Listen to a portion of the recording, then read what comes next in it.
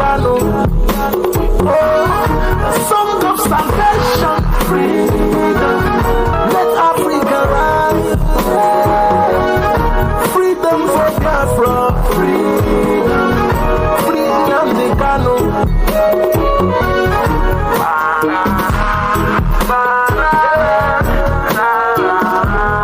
Free Nnamdi Kanu.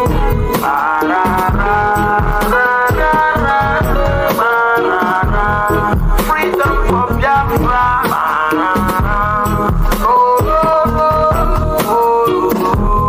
Free Nnamdi Kanu.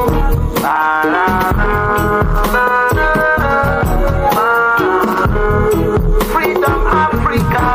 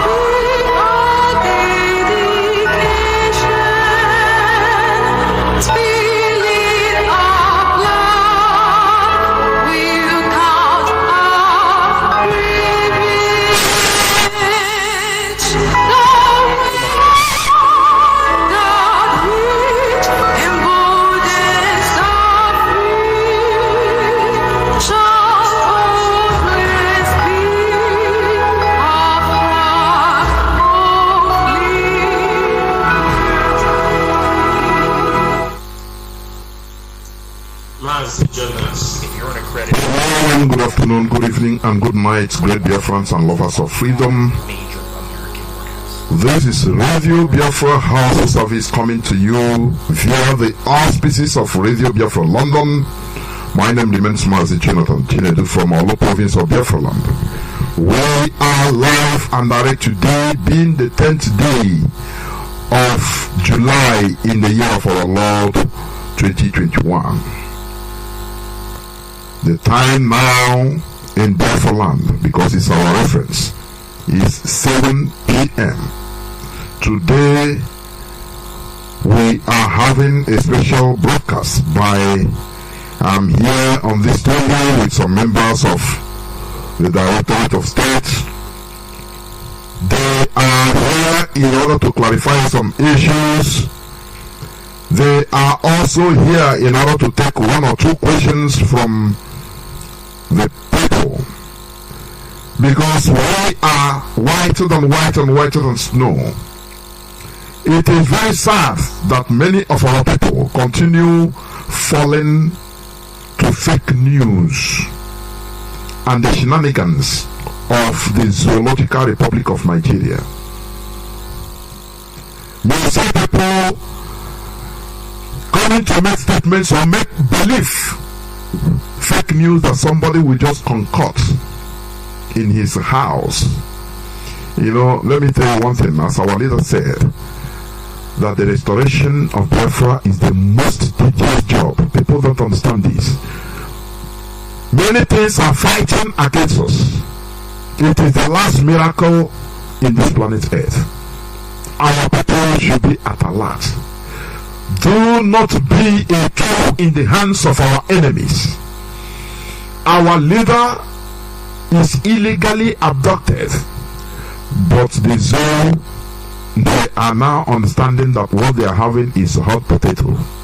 I am assuring you that. Some people will come out, start talking one to the other. Oh, what is the deal doing? What is this and that? Let me tell you one thing. As our head of directorates have clarified on yesterday's broadcast, there are many things that are going on the ground. Many volume of water is passing under the bridge. I must assure you that. Without wasting time, I will pray before going to the members of the Directorate of State. Let us pray. Our Father who art in heaven, the creator of the whole universe, the God of our ancestors, we have once again gathered here in order to deliberate, in order to speak, in order to enlighten, in order to make sure that freedom is preached, because this is a voice of freedom. This is where we worship the this hallowed platform which the darkness called the nigger area wants to stomp out, but it's never possible, because there is no way that darkness will triumph over light. It's impossible. We thank you for this hallowed platform. We thank thee, O Lord, for bringing this divine gift in the name of Mazi, Nnamdi, Kanu in our life in this generation, in order to bring the awareness, in order to make sure that our eyes are open, in order to make sure that we are liberated from the bondage of darkness, artificial contraption, the quagmire called Nigeria. Behold this incarceration, illegal abduction, but I strongly believe and we know that this is part of the process, because this is part of the process of the restoration of the sovereign state of Biafra. Therefore, we commit our leader into your care, even the whole principal officers. There are many people that are trying one way or the other to make sure that to deviate all from what we are doing, but it's not going to happen. Destroy them that once was destroyed, kill them that once was killed, that at the end that contraption called Nigeria will be destroyed, and through the ashes of the destroyed Nigeria will rise up the different nations that are chained in that quagmire. Thank you to Kokia Bema, for in your name we have prayed. He said, once again, I welcome each and every one of you to today's edition of Radio Biafra HAUSA-SERVICE. This is a special edition, I tell you. Today is the 10th day of July in the year of our Lord 2021. Therefore, without wasting much time, I am going to introduce the members of Directorate of State here with me in this studio. starting with Mazi, please. We're all not get Mazi, over to you, please. Mazi Machi, I think you over to you. Good morning,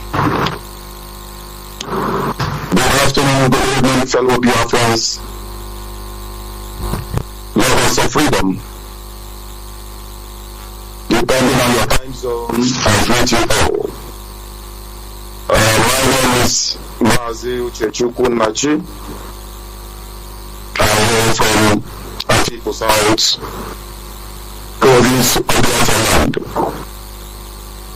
And by the special grace of God, I serve you all and I serve this very noble family as your South American representative and a member of DOS.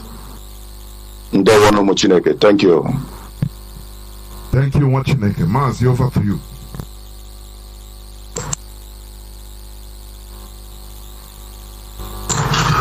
Good evening, Master Jonathan. Good evening. Fellow Biafrans, fellow comrades, friends and lovers of freedom. My name is Mazi Chinasanworu. Mazi Chinasanworu is from Obingwa. Obingwa is in Aba province. It is a pleasure this evening to come to our people at this critical stage in our struggle to clarify certain things, educate them on the way forward, and they reassure them that Biafra is what we have come to get, and Biafra we must get. Thank you, Mazi. I am a member of the Directorate of State, and I am serving the people of Biafra as the Middle East Continental Rep. Thank you so much, Mazi. Thank you very much. Thank you. Welcome. Please, I don't know.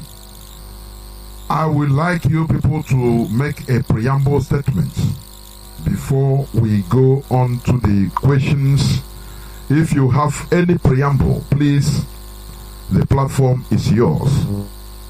Over to you, please.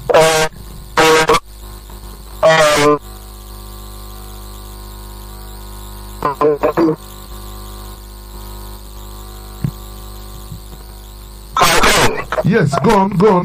Okay, go on. Thank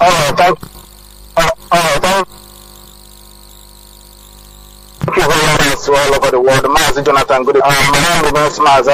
I'm reaching you from the Republic of Ireland. I am from HAUSA-SERVICE in our province, and I'm a member of the Directorate and a Deputy European Rep. I want to greet every one of you that are listening to us this evening, and want to welcome to you on this evening edition. Thank you very much. Let me give microphone back to you. Thank you. Thank you. I'm very sorry if I forgot that you're here. I don't know whether there is any other person among. No, we are three. Okay, good. So, with the preamble, which I tried to talk about, please, I will like you people to clarify, first of all, during the preamble, the job and the work of DOS, Directorate of State, in IPOB, because IPOB is a movement. People they think it's just an organization. It's a movement that involves millions and millions of people. We have intellectuals, not intellectuals, I tell you. We have internationally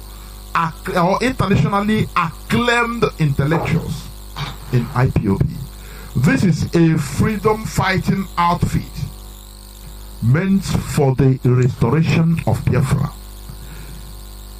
Restoration of Biafra is our number one cause.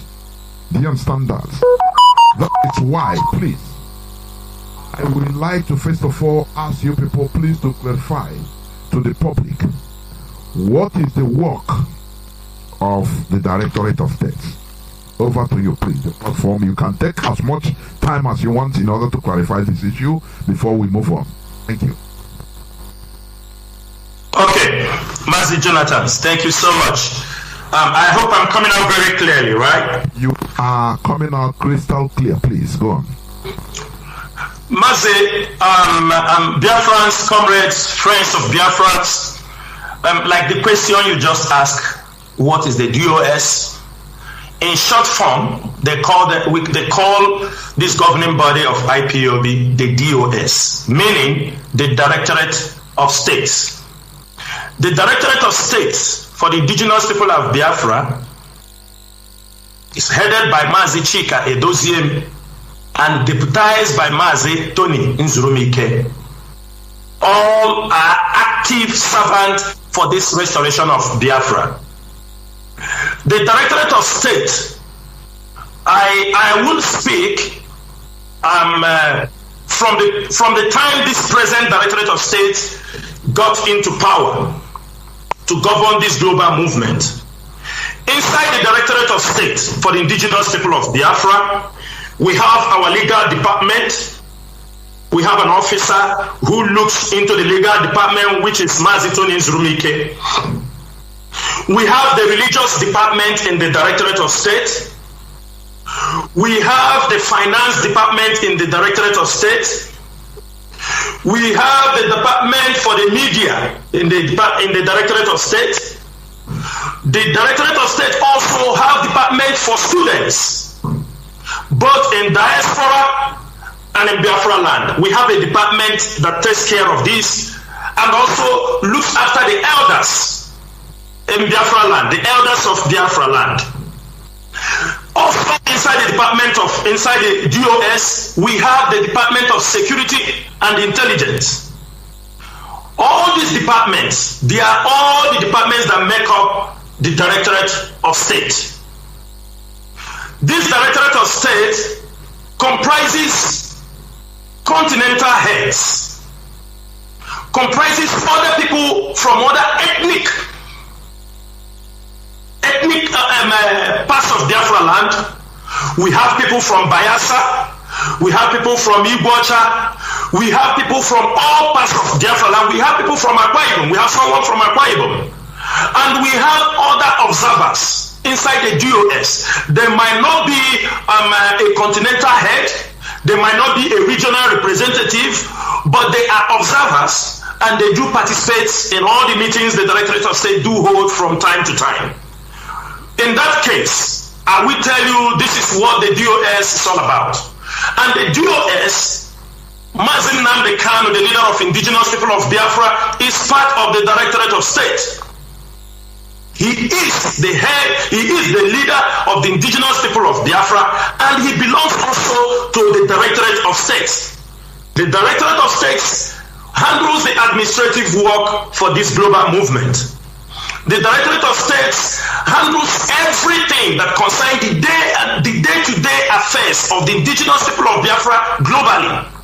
I am making all these clarifications because most of our people sometimes they are ignorant, and we cannot spend all our time educating people on a daily basis, mature people who knows where we are in this struggle. We are at the point, a very crucial point in our struggle, but most of our people tend to come out and stop those who are piloting this movement. That's number one. I will tell you, this Directorate of State, it is unfortunate on the other side, that they are not very loud people like the previous Directorate of State. They are not loud people. They believe in what they are doing. They believe in their work. That is why you see there is no side of this department that is slacking on day-to-day activities in Biafra land, both in diaspora. In as much we are the largest people around the world. On a very easy to control people, but this Directorate of State is doing a very fantastic job. Let me come from 17th April 2017, when our leader appointed this Directorate of State, headed by Mazi Chika Edoziem. Because we don't come to blow our own trumpets. We don't come to talk what we know. In as much as we have to tell our people, we restrict something we say because of our enemies. Right now, when this Directorate of State took over, there were families in many countries. They were not recognized, they were not organized, before 17th April, in the early stage of this struggle, they were not fully equipped. But as soon as this Directorate of State steps in, the IPOB family grew double, it tripled.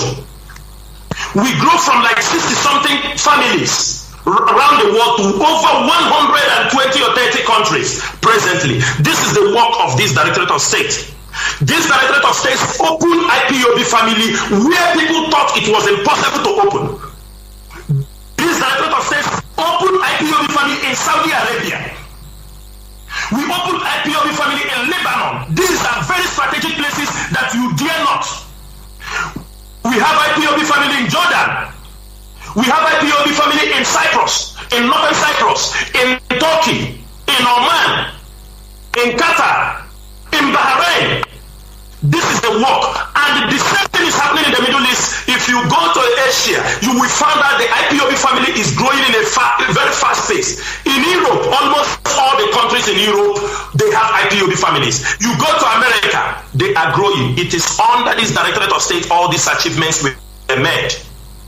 Under this Directorate of State, IPOB, the decisions of this Directorate of State make it possible for our people to decide to defend themselves against the Fulani herdsmen.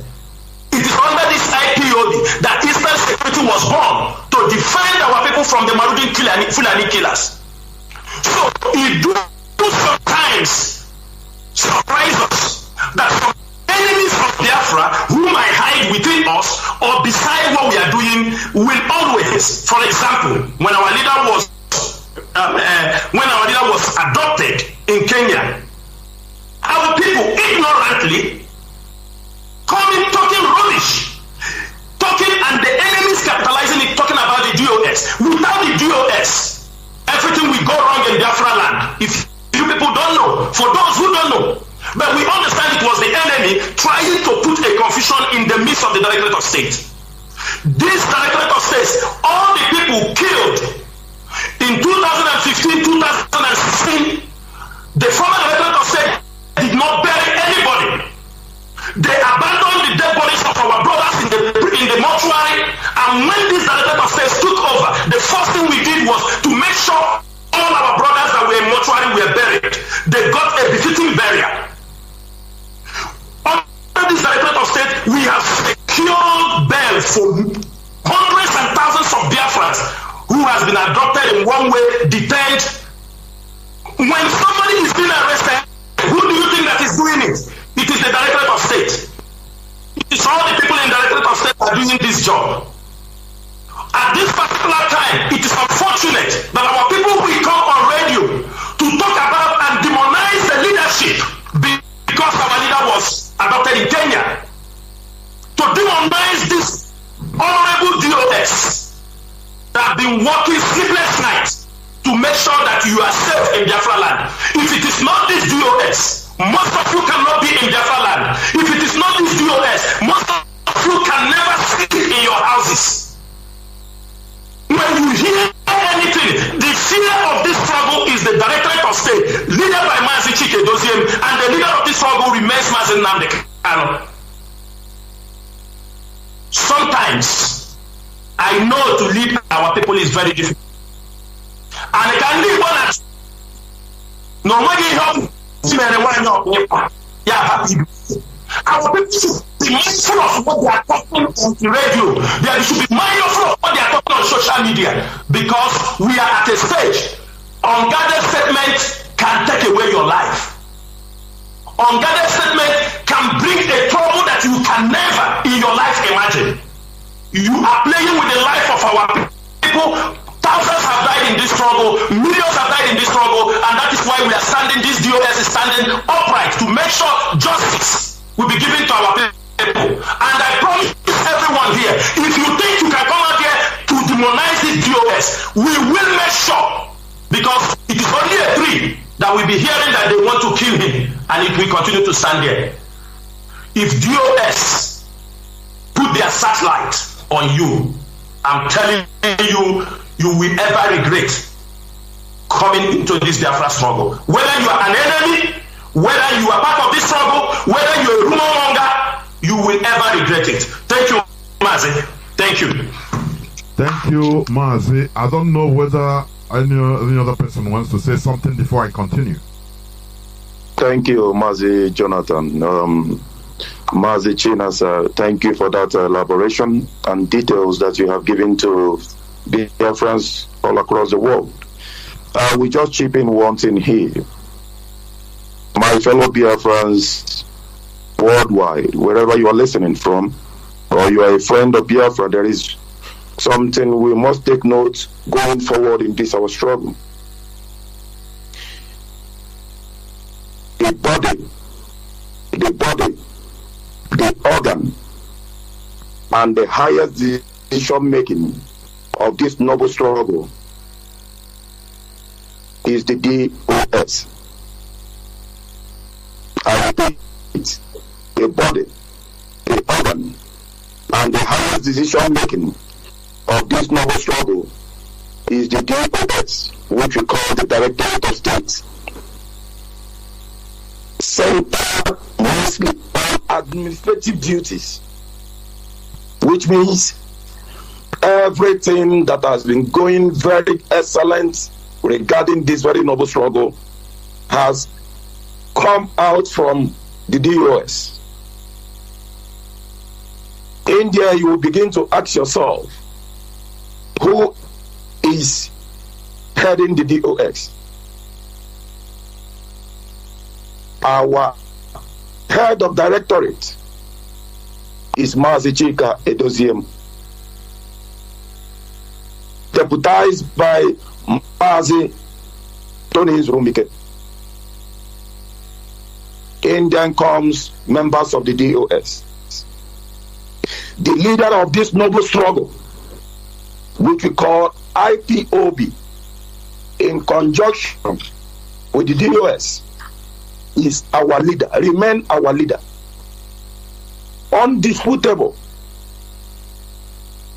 Mazi Onyendu Mazi Nnamdi Kanu. No iota of dispute on that. However, it is very important that our people take note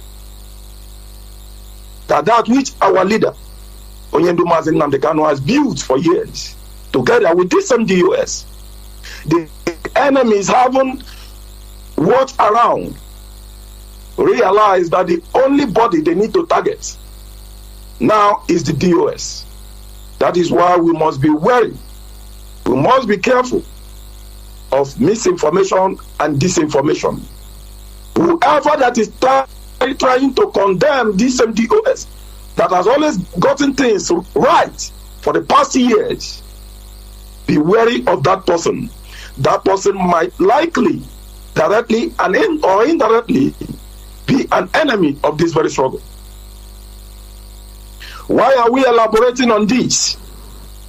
We are elaborating more on this so that we Biafrans will not be carried away, and we understand where the arrow is pointing out from.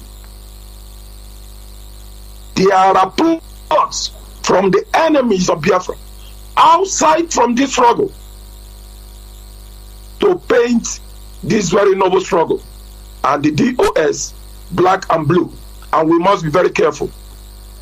If you are a disciple of our leader Mazi Nnamdi Kanu, if you are a Biafran in and out of you, then you must understand that DOS is the pillar of this very noble struggle. And whoever is attacking DOS want to destroy that which Onyendu Mazi Nnamdi Kanu has built, not just for our generation, but for generations yet unborn. I will stop here. We will elaborate more and discuss in details in the next few minutes to come. Thank you, Mazi Jonathan. I hand over to you. Thank you, Mazi Nachi. Thank you. Before I bring in Mazi Isaiah, please, I want to announce to the general public, you can go on in our live stream Radio Nigeria HAUSA-SERVICE on Facebook, please, so that you can put in any question, because I'm going to take some questions from the public, which I see. Radio Nigeria HAUSA-SERVICE. Right from time, this is what we have been using, and there is a reason for that, because this is HAUSA-SERVICE. So please go there. We are live and direct. Now you can write in or send in any question, although later I'm going to open the line for few questions to be taken. But before that, you have to go to Radio Nigeria HAUSA-SERVICE so that you can send in any question. Now I will bring in Mazi Isaiah. Are you there, please? Over to you. Yes, Mazi, thank you very much, and thank you to all my colleagues that have previously spoken before me, and they have said it all. And I want to once again greet Biafrans worldwide and our listeners. Of course, DOS, as my colleague have said before, DOS is a governing body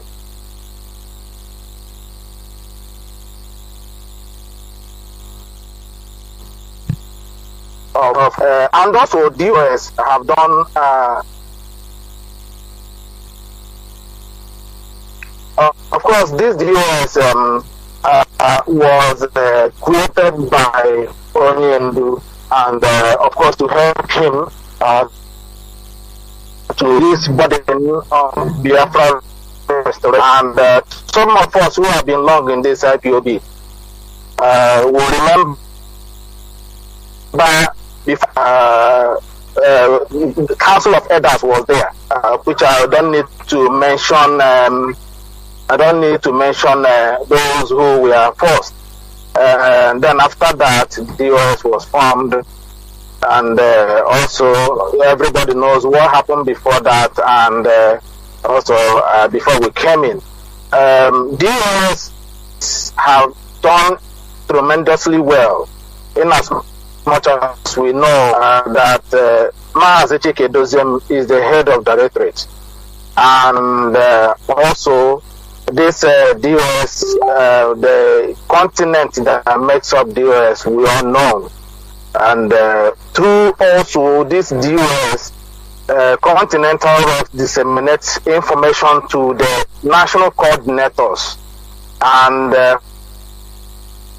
from national coordinators it goes to the zonal coordinators, and then to the members and to the general public, and also some information to the zonal coordinators, from zonal coordinator to the national coordinators. From the national coordinators it goes to the continental reps. From the continental reps, the matter will be brought to the head of directorate for deliberation among the DOS members. And also this DOS provides advice and also suggestion and information to our leader to function very well. In as much as our leader have also means of getting some information and advice from general public. So DOS is also the leader of the indigenous people of Biafra, and the leader himself is also DOS. And so our people should understand the work of DOS. So if you're pointing too much hand on DOS, and also the question will still go back to you, what have you done, in helping, this DOS to function very well? Are you there on the floor causing more distraction and more confusion among the people, and then expecting the DOS to come down on the floor to deal with it? So there is a chain of command that also the DOS are guiding. It is up to our people to know that all this information and this structure are there for them to safeguard and protect this movement, and also to guide it and bring us to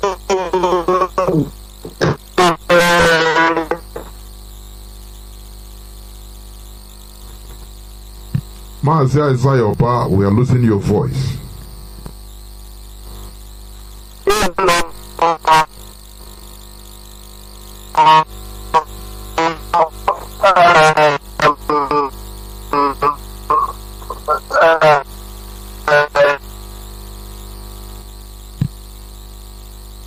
Mazi Ayoba, I suggest that you go out and come back.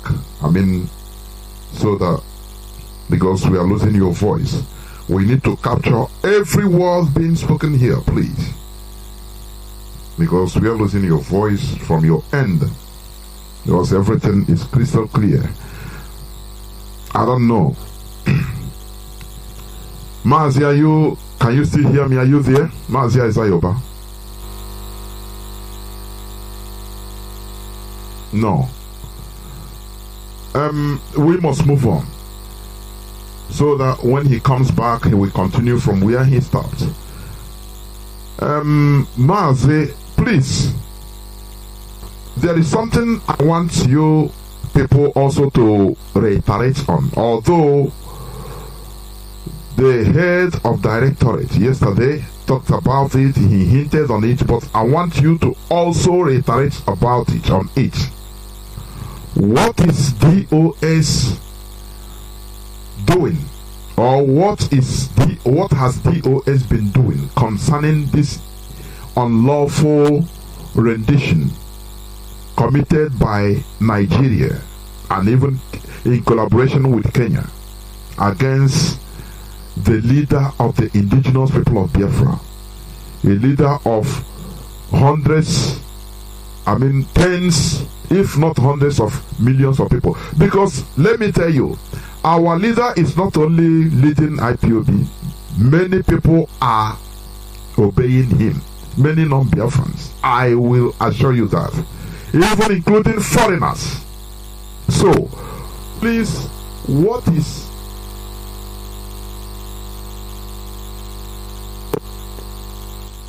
concern?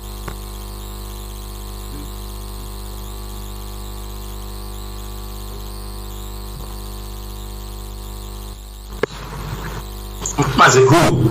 Me? Yes, Mazi Chinasa. Okay. Mazi, thank you so much for this question. You know, the adoption of our leader in Kenya came as a rude shock to most of us in the Directorate of States, and some of us who can say do communicate on a regular basis on how we move the struggle forward with every other person, from the HOD to the finance, everybody. It was a shock to us that we wake up on that particular date, we found out our leader was already in Nigeria. Of course, there are a lot of questions to ask, and there are a lot of people expecting the DOS to answer. When we got the news, there were news that our leader was adopted in Brazil. I saw it at Archbishop Chukuma. A man who called himself a bishop was able, maybe I think that was the hatred he still have against our leader that makes him run so fast to put up that rubbish, just trying to blackmail our leader. Then another school of thought came up that our leader was arrested in Czech Republic and from Israel. Another school of thought say he was arrested in Britain. Another school of thought say he was arrested in Ethiopia. Even some DSS member was passing out such information. But as those who are in the leadership of this struggle, we don't take decisions based on what people are talking. It's our duty to establish the fact. The DOS went into serious investigation when we found our leader was presented in the court in Lagos, in Abuja. The moment we step in, our first objective is to make sure we got the story right where our leader was adopted. On the part of his family, they were doing a very great job from the side. So, established as a British citizen. Before you continue, let me just let me ask this pertinent question. I know it will be in the mindset of people, so that you clarify it before you continue also. Which means, according to the structure of IPOB, it's not an obligation for DOS to always know the movement of our leader. Is it? Please clarify that place as much as you can, because I know many people, it will be in the minds of many people. Go on. Okay. So on what I was saying before, we tried to establish, the DOS jointly went into investigation. Our purpose and our objective was first to establish where our leader was adopted from.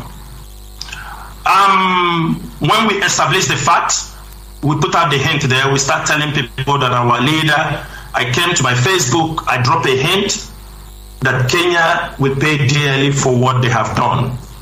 It was a hint I dropped for our people, so that they wouldn't be able to be running around making speculations. But it's unfortunate that in this struggle, some of our people always forgot our platforms, our media platforms, the Radio Biafra platform on social media, Radio Biafra group, IPOB community radio, and all these platforms. That is where you will see the accurate information of what is happening in this struggle.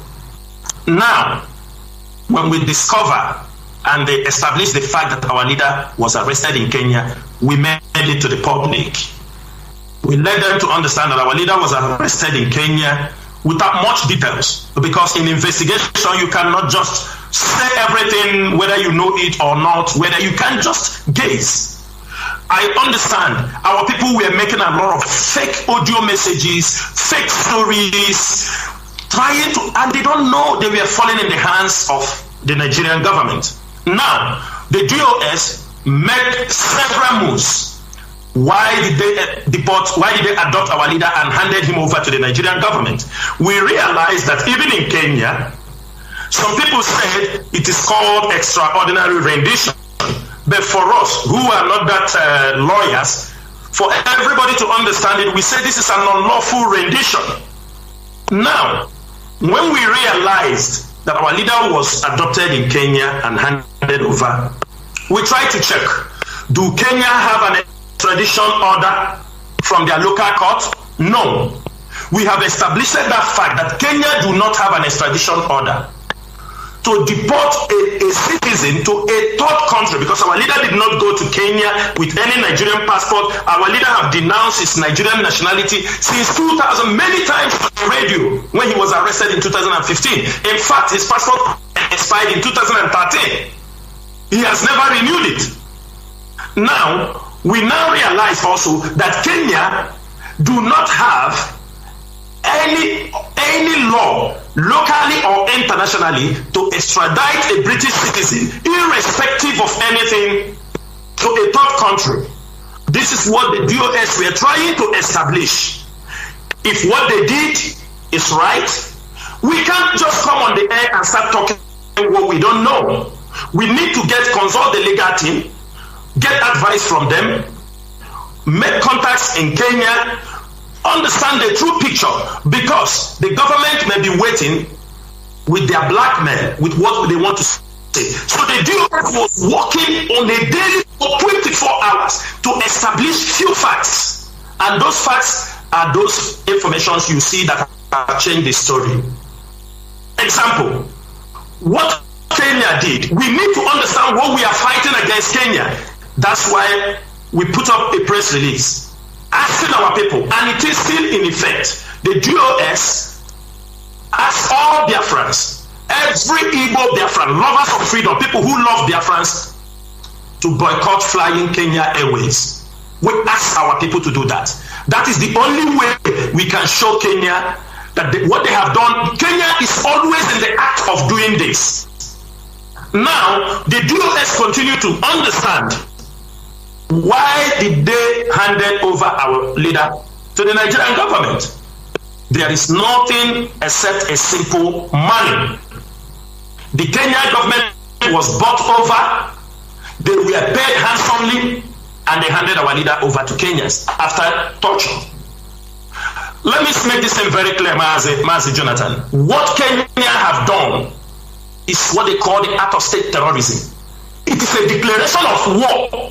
If Biafrans, everybody know that our leader is like a swept president. He's a leader of the people. You cannot arrest him and hand him over to his enemy. And according to the Kenyan law, you can't, even according to the law internationally, you can't extradite someone to a country where he faced possibility of being killed.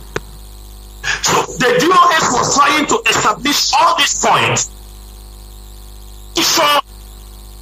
making sure we are in contact, making sure we are in contact with people to make sure we are on the right path.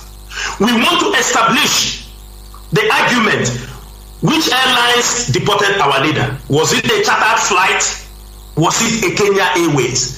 Was it any airline from Nigeria? Because any airline that have participated in that adoption will be brought to book. We will go to IATA and petition that airline that anybody flying in that particular airline is risking himself.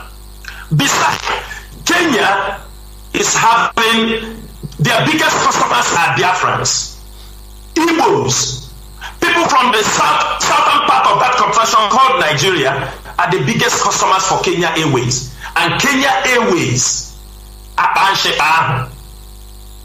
our leader, hand him over. This is a lifetime battle. Some of us will fight this battle, and the members of DOS, they are in collaboration that we will punish Kenya. We are not going to end in Biafra. Biafrans, Ambazonians, there is coming up an agreement that anybody from this region to the whole south of that contraction called Nigeria will never fly Kenya Airways. These actions are all coming. Now, anything we are doing, one thing people have to know is that we are not new in this. In 2015, we have this problem. That's why we are so confident that nothing will happen to our leader. In 2015, they did these things. But we thank God that the legal teams are capable. It is the same Barrister Ifeanyi Ejiofor, Barrister Loy. They are there, they are capable hands. And what we are seeing, there is a mobilization of Igbo Biafrans, lawyers, lovers of what we are doing, both from the middle belt, from the Oduduwa side. All of them will make sure that enough people who believe in freedom, who believe that Mazi Nnamdi Kanu did nothing. He only talked about freedom for his people.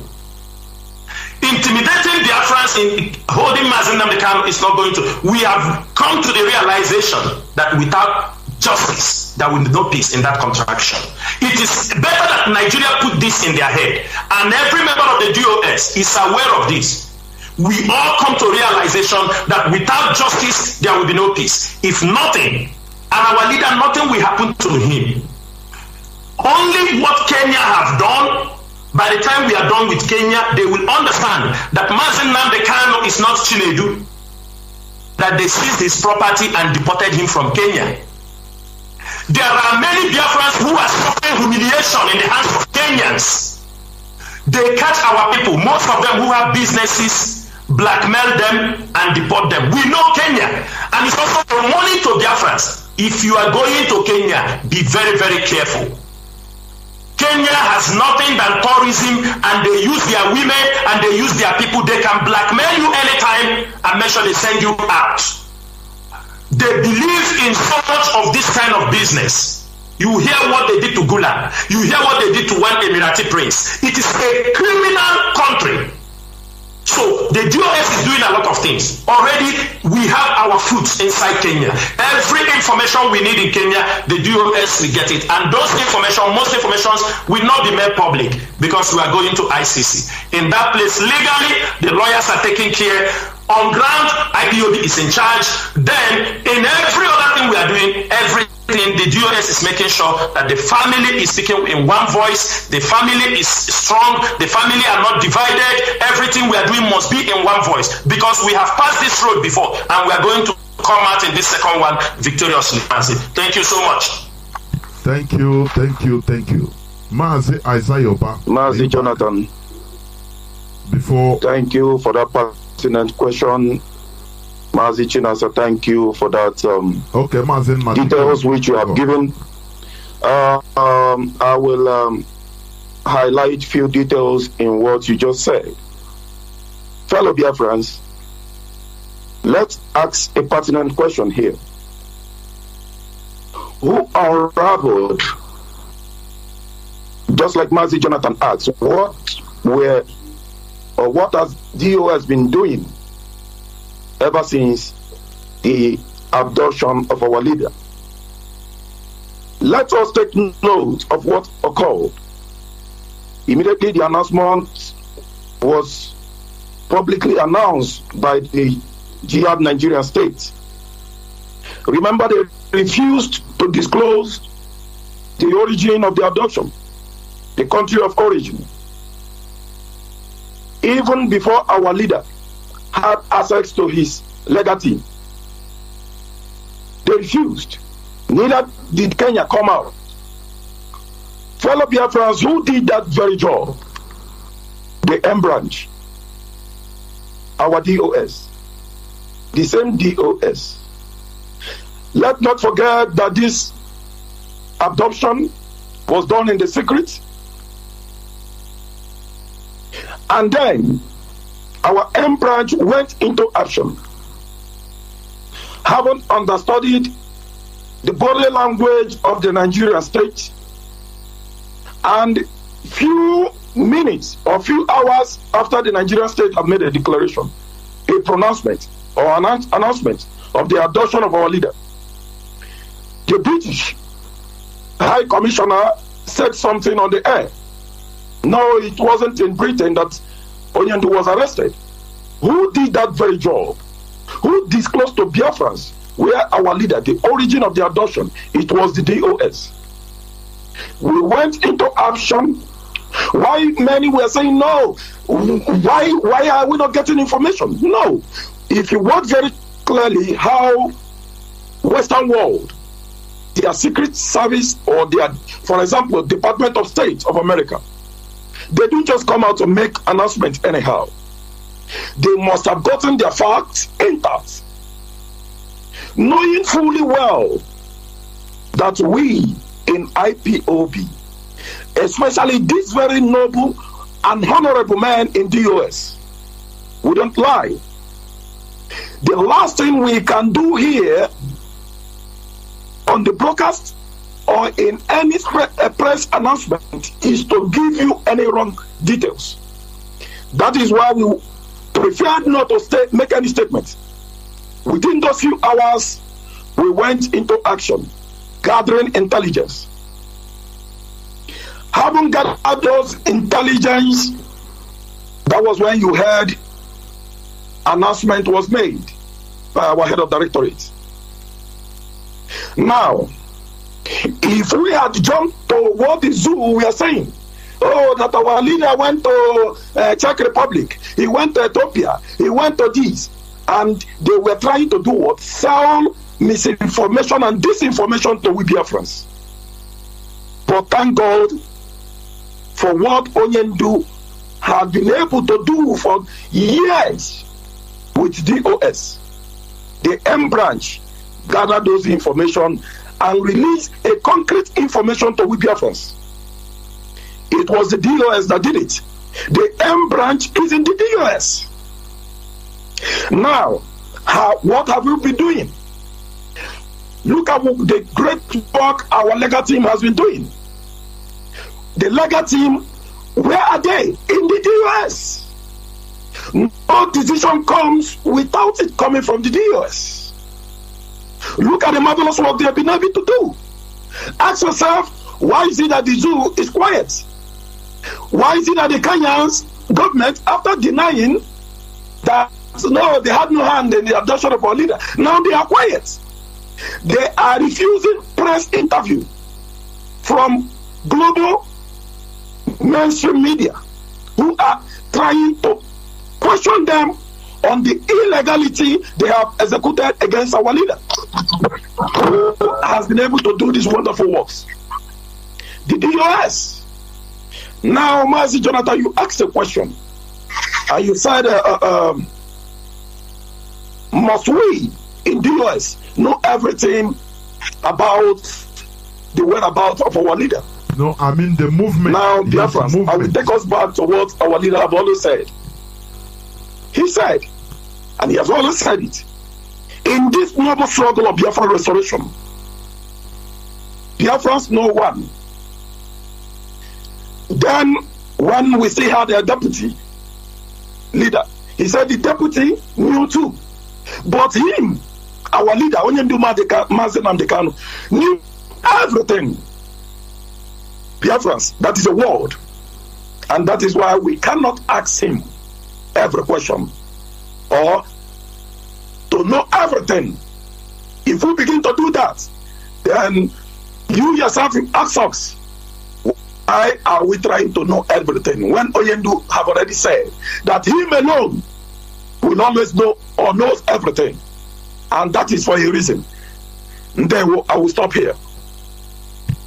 Thank you very much. Thank you, Mazi. In order to continue, Mazi Jonathan, Mazi Jonathan, you're on mute, please. You're on mute, please. Am I?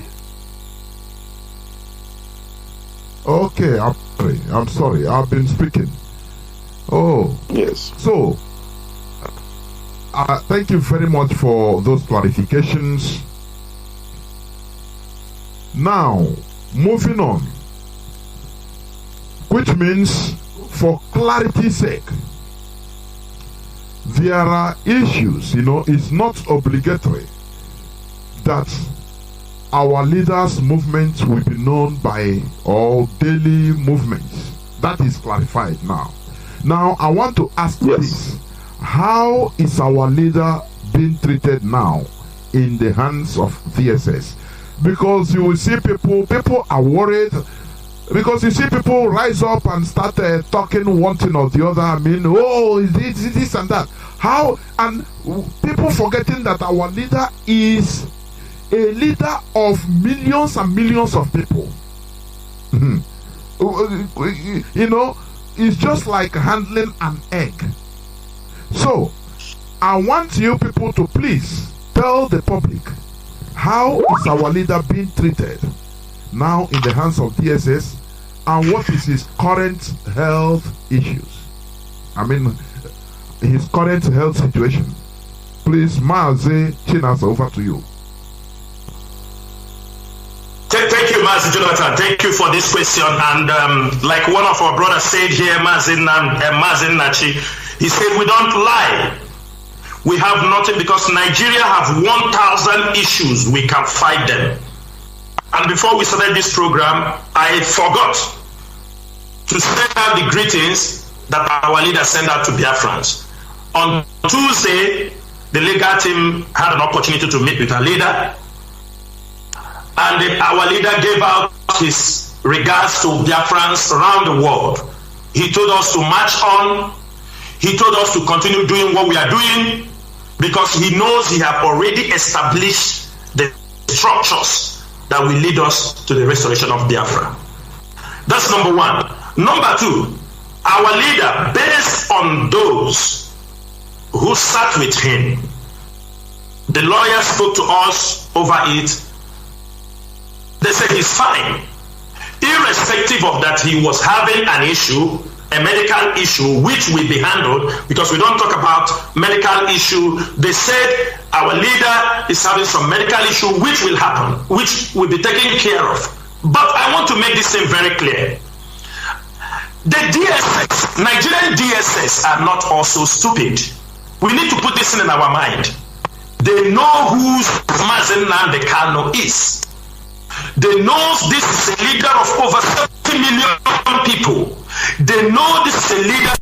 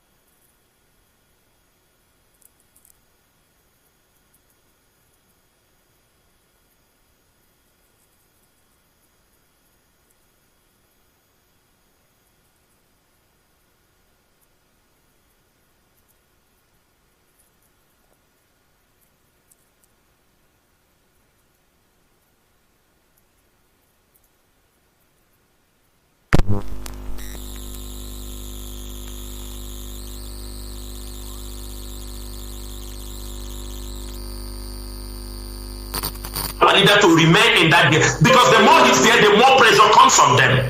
The more he's there, international communities will descend on them.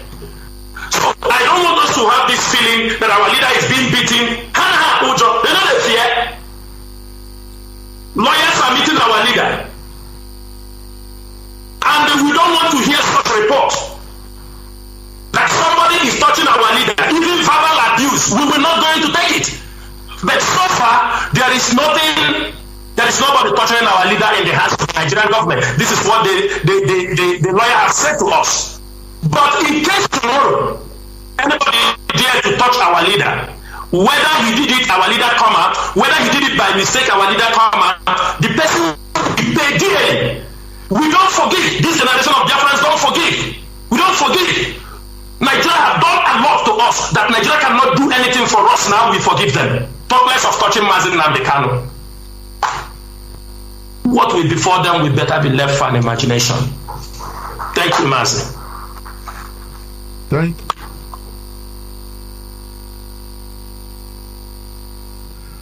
Do you have any other thing to say? Continue. You know, you were cut off rudely by network. Now the platform is yours also to make your statement. Yes, Mazi. Good evening again, once again from here. Thank you very much. Of course, I was rudely interrupted by the network. Well, here is not zoo, so I have to change some gadgets, change my position to be able to re-establish contact. I hope I'm stable now. I'm coming out very clear, hopefully. You are as stable as a horse. Go on. Thank you very much. Thank you. Let me just one or two things before I will summarize what I was saying before, and then I know we have moved on, and then come to the situation at hand, what is being discussed.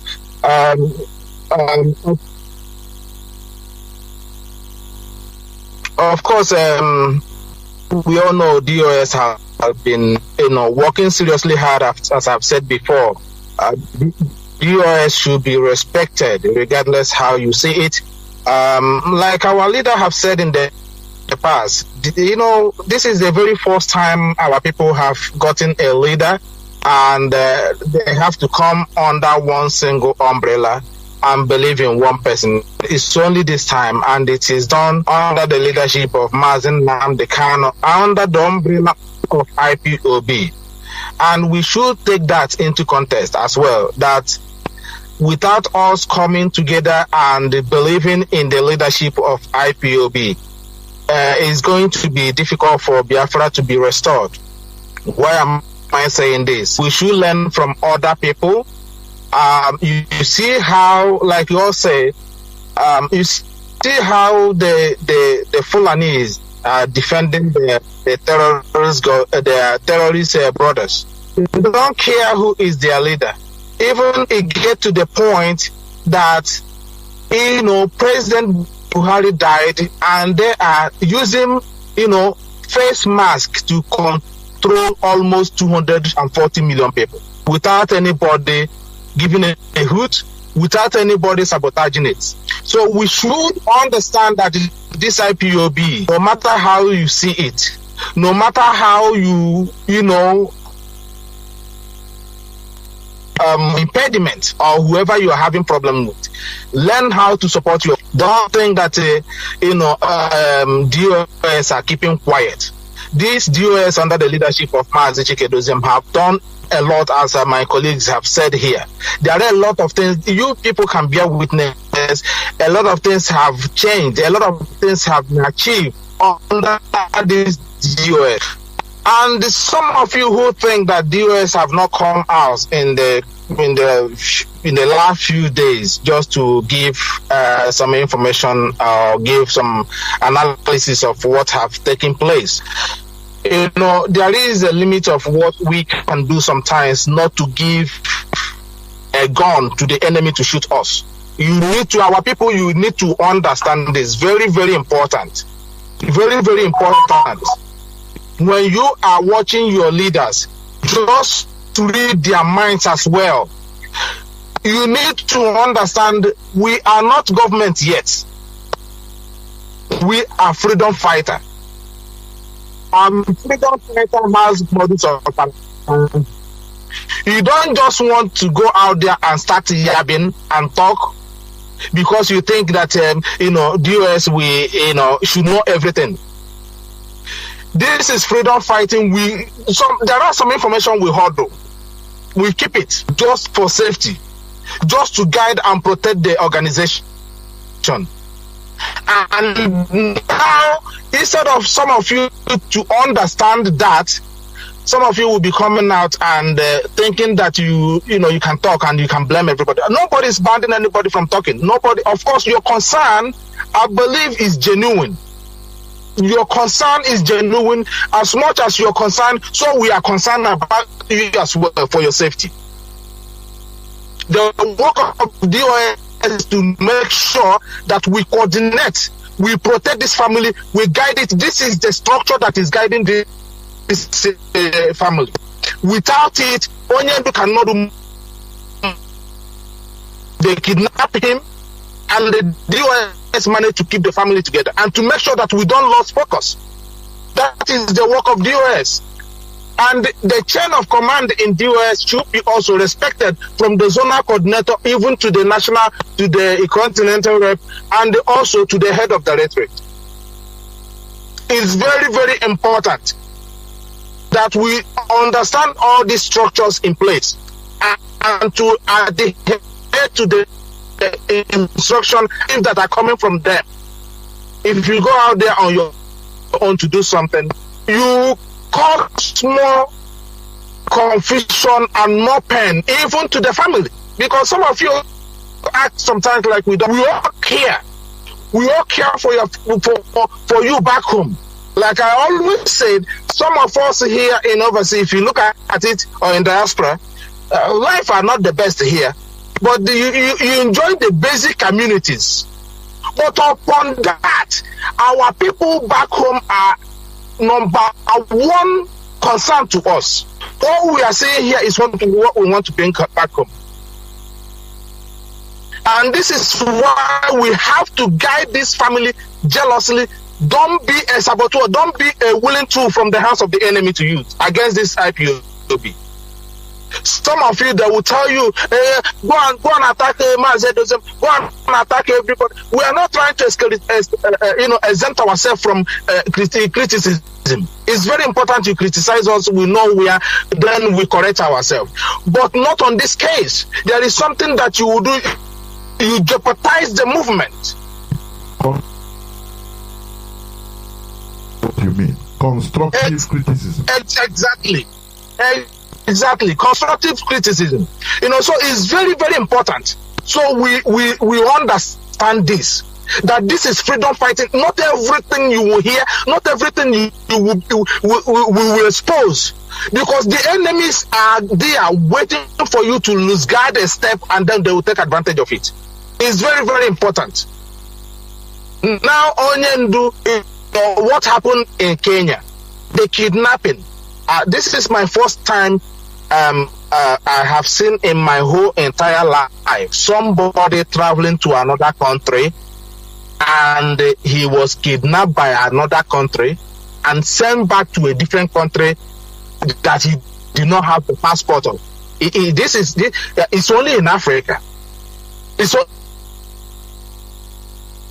only in Africa. It never happened anywhere in Europe. Now, one should ask, why is this all this while? Yes. Can you hear me, please? Just a break there. Yes. Our enemies can go at any length. Remember what happened during the genocidal war against Biafra. Two superpowers that we are fighting Cold War, capitalism and communism. They have to break themselves, unify in order to fight against Biafra. It is unheard of anywhere. So, they can break the rule in order to make sure that they deal with Biafra. That is what our people should understand. Not talking like exactly. Go on, Mazi. Exactly. Now, but this thing, as you have said, does our people understand this? And this is why we are here today, trying to explain all these situations to our people, not to cover anything, not to isolate ourselves or make ourselves look, because some people might be thinking now these people come here just to cover themselves over. We are telling you the implications and what the situation we are in. This is freedom fighting. We are not a nation yet. We may call ourselves a nation, but we haven't come to that point yet. We are at the stage of freedom fighting, at the stage of war. And the protection of information is key. Adhering to instructions and directives is key. Discipline is key. If we don't possess all these three stuff, we can't go anywhere. And our people, you need to understand that when something like this is happening, listen, calm down first of all, listen where the enemies are firing from, understand the direction they are going, and then observe for yourself and know which direction you have to tackle them. It's very, very important. So you don't come out and start yapping or start growing cold. Yes, we've been under attack. Of course, we've been under attack. That one is for sure. Now, what we have to know is, how did this thing happen? Where did the enemy come from? How did they get in? This should be our primary concern, and then we tighten the air, not going, growing cold like it has been the end of the world. Thank God Onyendu is within our reach, and they can't do him anything. They can't do him anything. So we should remain strong and remain loyal to the movement. Remain disciplined and listen to directives that will come. These people have prepared. Some of you have forgotten that our leader some time ago told us about the war purchase of the Mazi Jonathan. You can exactly how much they have as their war chest. Over 30 billion. 30 billion they stolen from Africa. From Biafra land. $30 billion. Over $30 billion. Over $30 billion. And it's not that we cannot, have such money in IPOB possession, but our people refuse to see the threat that is facing us as a race and as a generation. Our people forgot. Our people just, for some reason, they are not seeing this. For Fulani to take this step and get to where they are today in Nigeria, let me tell you something. I'm going to explain something to you guys. Now, for you to understand, it took Fulanis nearly 200 years to get to this point to where they are now. Nearly 200 consistency plan. And we were all sleeping on business, thinking that we are in Nigeria with them. These people came with a plan, and today they have seized power. They have taken over Nigerian government. Okay? They have taken over Nigerian government, and in the process, taking over Nigerian government, one of the richest countries in Africa, whether you like it or not, even though that they are borrowing money, they know what they're doing. And they are using this now, the money and the resources they are in charge, including the power. They have now begin to expand their agenda and the terrorism across Nigeria as well, even as well as in Nigeria. They are engaging the indigenous people in Nigeria, and due to their power, they are in control of resources. They are extending to the extent they use their power, they use the resources they took over from Nigeria to even execute such a kidnapping in another country. Do you see the importance of power? Do you see why they are so much concentrated in that power, that our people are aiding and abetting them, begging them to be subservient to them, to have a governorship position, to have a rep position, to have the other one. You are not talking about defending your own race. You are not talking about building your own race. You are only talking about Fulanis giving you position for you to sell your people against them. It is very, very terrible. Our people need to understand the time we are in and know how to support your own, know how to be consistency, know how to remain strong. I know this is the very first time some of us have experienced freedom fighting like this level. We are all learning, but don't become an instrument. Don't let the enemy use you to cause more damage in this movement. Biafra is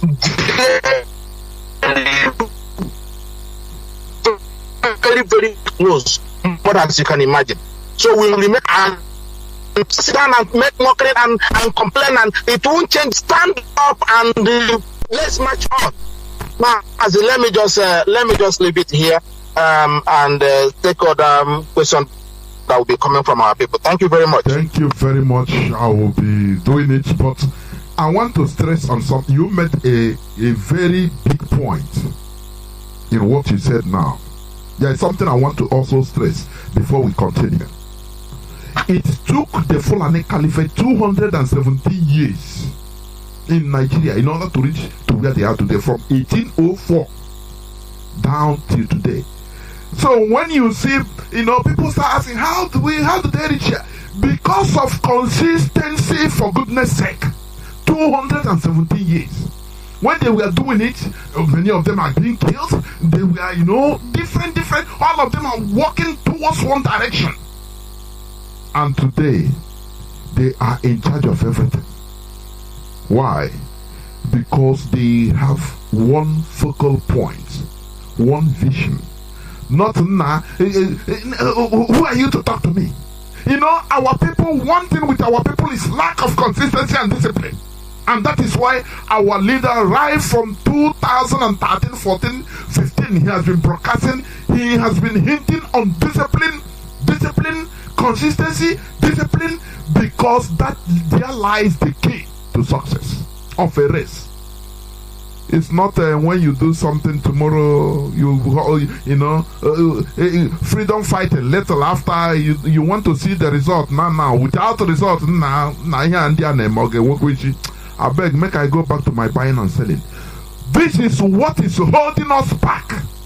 I'm going to elaborate. This is a very valid point. I'm going to elaborate it in my other broadcast, either tomorrow or next, because this is where lies the strength of the Fulani Caliphate. Consistency and discipline. They are disciplined to their cause. If there are any person that is they will tell other people, another generation, do not forget the vision of our late great-grandfather, Ottoman Danfodio. That is where they focus. Our own is you come, who are you to command me? This thing self, is it how Biafra will come? This and that. Always let me perform my own. They start splitting themselves all over the place. They start splitting themselves. They want to be. I just don't understand. Mazi Jonathan, do you know he get to the, like I said, to the point that had he been that is an Igbo president that died in office, you will see an Igbo man who volunteer himself, bring the evidence where this man died and where they buried him, and present it to the world. Direct. Do you see how these people covered it since 2017 up until today? Nearly 5 good years. Fulanis are using Buhari's face mark ruling Nigerians, and they take it now to international level. To the extent information we are getting, I don't know how true is that, but if you look at it, definitely there must be element of truth in it. The president of Kenya, Uhuru Kenyatta, is a Fulani descendant. Can you believe that? And I start putting the dots together to believe that is why these people executed this in Kenya, where they have their brother in power there. And our people don't understand anything when we are telling them to actually learn how to support your own. Learn how to support your own. Stop bickering all over the place. Go to the drawing board. Let's find what happened and re-strategize and redirect our position, and then prepare ourselves for what. This thing they are saying, let's start. Are you ready to sustain it when the things that come with war start with it? Are you going to sustain it? Only 1 week fight, and then all of you will say, "Oh, this war, Nnamdi Kanu started war, and we are all dying." Look at how long now IPOB Nnamdi Kanu take to build IPOB to get where we are now today. Almost the same process Fulani did 200 years ago. Look at when we started, and in this little time we had around us, we have achieved a lot. But at the same time, our people should remain strong and remember that we haven't get to our point. We haven't get to that target we are looking for, which is Biafra restoration. You have to be mentally strong, physically strong, and also spiritually strong. This is not the time you start pointing and blaming anybody. This thing happens. And Onyendu told us that no matter what happens, we should continue marching full steam ahead. We should continue. So instead of all of us sitting down and start, folding our hand, putting our hands in between our legs so where did I get you to now? Mazi, let me just thank you very much. I just wanted to thank you very much. I don't know. I want to enter into another issue. The question I want to ask, but I don't know whether any of you, Mazi Chinasa, or any of you have any other input. Mazi Jonathan. Mazi Jonathan.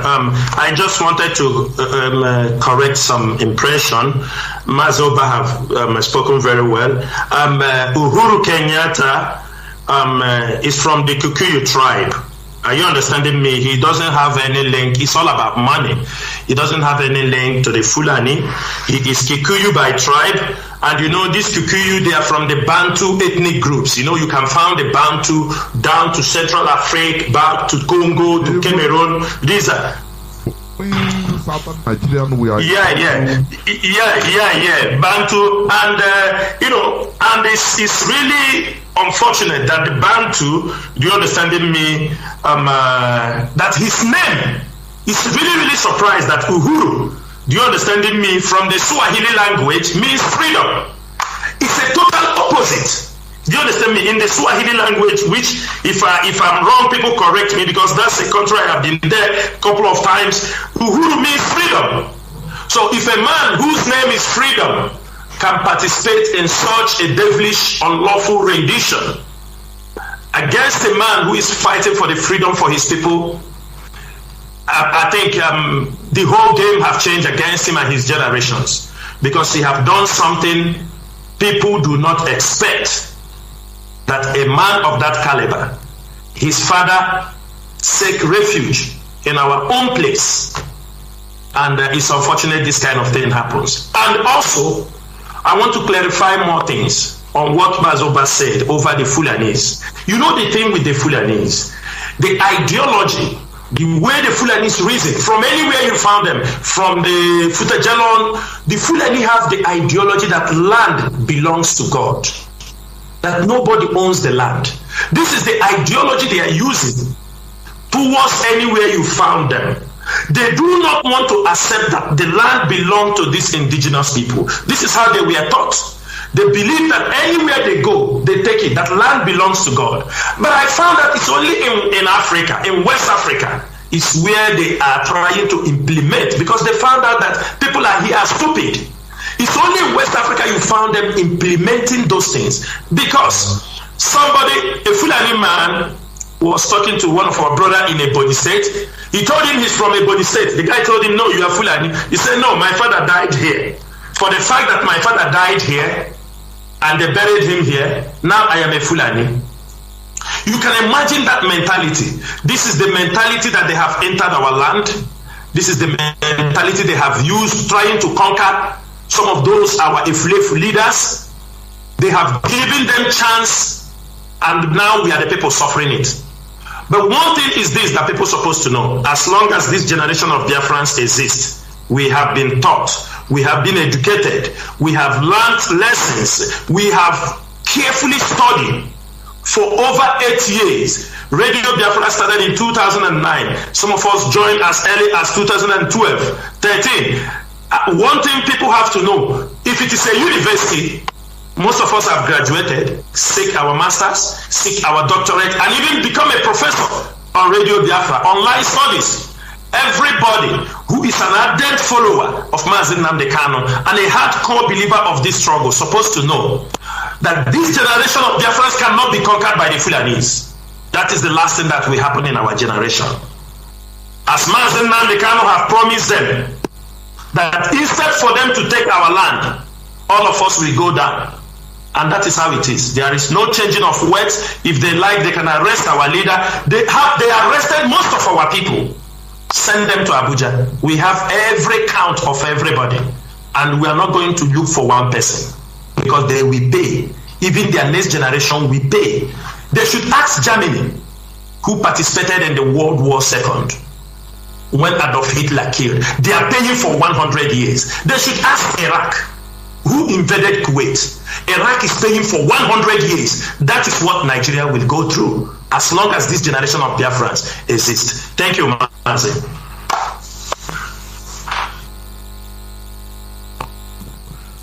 Yes, Mazi Jonathan. Before I move Mazi on, Jonathan, thank you for calling on my fellow colleagues, Mazi Isaiah and Mazi Chinas have spoken very, very well. You mentioned the state of health of our leader, if he's been treated very well in the DSS custody or not. This is our own ground. This is where we're standing on. Irrespective of the fact that we believe that they are pampering our leader very, very well in the DSS custody, as our lawyer said, and that they are not torturing him. But there is something they are doing. Mental torturing is not even allowed in the Western world.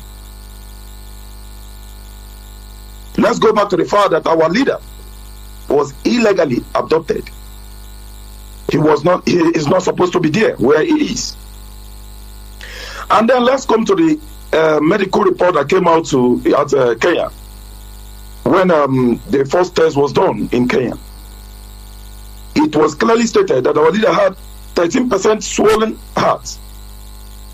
On that basis, we are demanding our leader must be released by the DSS. The Nigerian state must release him on medical condition. Either they are torturing him or they are claiming not to be tortured. It's immaterial. He must be released. And then British. It is on this we are looking at the sincerity of the British. They must come out clear that they have no hands in this with action, demanding that the same way they adopted our leader illegally to the Nigerian state should be the same way the Nigerian state should fly him down to the UK for medical treatment. It is what we expect the British to do as a citizen of the British. Since they have now come out clear, stating categorically that Onyendu is a citizen of the British, now they must use their consulate power to attend to the medical need of Onyendu. First and foremost, we do not believe in the medical treatment of the Nigerian state. It is on this basis we are demanding Onyendu should be fly back to the UK, where he is a citizen, to receive medical attention. They might come out to claim that they are not torturing him. We agree. Okay, fine and good, because we heard from our lawyer. But Onyendu was illegally adopted into that very DSS custody. Therefore, we are demanding, based on that, the fact that there is a medical report that have come out clear that there is a 13% heart swollen, which is very clearly stated that the Kenyan government tortured him. The Kenyan Security Service tortured him. On that very basis, which Onyendu have clearly stated that they did so on the instruction of the Nigerian state. It is on this basis we are demanding that the British should use that very power that they have always used in fighting for their citizens. If they claim that they have no hand in what has happened to Chinedu, then they should summon the Nigerian state to do the needful. Fly their citizens back to the UK for medical attention. We saw what happened when the jihad kidnapped an American citizen to Niger Republic under the leadership, the presidency of Donald Trump. The Department of State of the United States of America flew their military down there, kill the jihad foot soldiers, and pick up their citizens. Then we are asking the British government, you are communicating with the Nigerian state, do the needful. If they indeed claim that they have no hand in the abduction of our leader has a medical report stating categorically clear that he needs a medical attention. On that basis, we are demanding that the British should do the needful. Thank you. Thank you. Mazi, okay. Mazi Jonas. Let me just make one point there, please. You see, for me, I do not believe the British can come out to deny, because it was very clear that the Kenyan authorities know who Mazi Nnamdi Kanu is at the time of the torture, maybe when they realized. And I do not see, because our leader will tell them, I'm a British citizen, he's a bold man, he's a very brave person, he told them who he is. I do not believe that the British did not give a nod, because this is a high profile case. I do not believe that the British did not give a nod for our leader to be extradited or adopted and sent back to Nigeria. I do not believe that the British, they may deny, but I'm sure by the time we get to the court, with the competent lawyers we have, in one way or the other, they will be implicated. But in any way, I have not seen. Do you understand me? Let me give an example here, Mazi. There was a case that happened in one of the Nigerian missions abroad.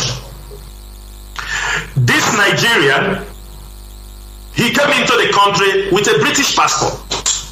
Are you understand me? I'm giving you a clear case of what happened in this country where I'm living. He came in here with a British passport and he was caught in the airport with drugs. When he was being detained, the British ambassador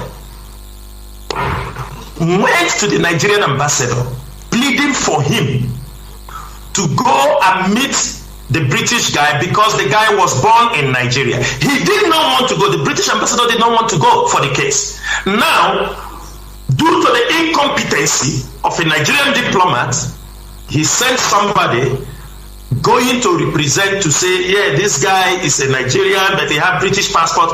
And the Kuwait police told him, pop and play. They told him, do not come here. This guy came into this country with a British passport. Even though he's born in Nigeria, we do not care. We do not have any trace that he is Nigerian. Only we hear that he was born in Nigeria. A British citizen, a black can be born in Nigeria. Do you understand me? It doesn't mean because he's born in Nigeria, that means he's a Nigerian. The police walked away, these diplomats, and told them not to come to disturb, that they don't want them. He told them, he said, if not that you are a top high-profile officer in this place, I would have tell you some words you won't like. He said, why would the British come and defend him? So what I'm trying to clarify here is the game the British play, because Nigeria is their company. They can manipulate the diplomats. They can manipulate every Nigerian mission everywhere, and they can stupidly follow them and do their bidding. Besides, Kenya is also a former colony for Britain, so they all work together. They are birds of the same feather. Thank you, Mazi. Thank you, Mazi. And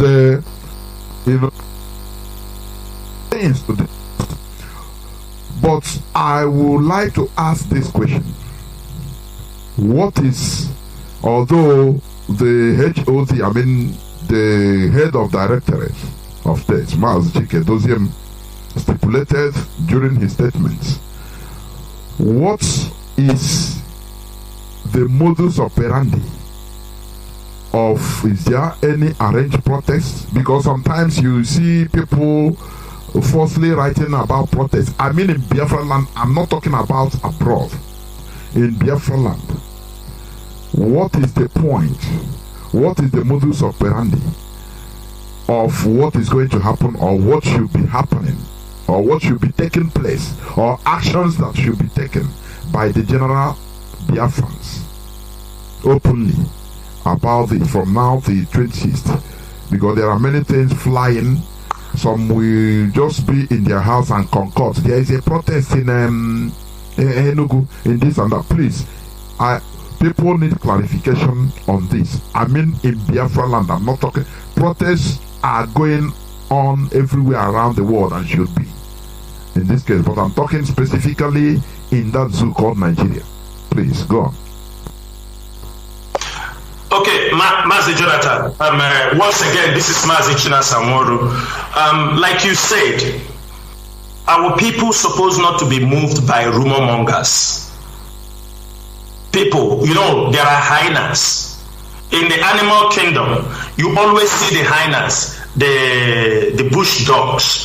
They don't like to, okay, the bush dog even kills, but hyena hardly kills. You only wait for people, maybe lion, leopard, they will kill after you see the hyenas, because they are thieves. The hyenas are thieves. They are the thieves in the animal kingdom. And that is what we have inside the IPOB family around the world.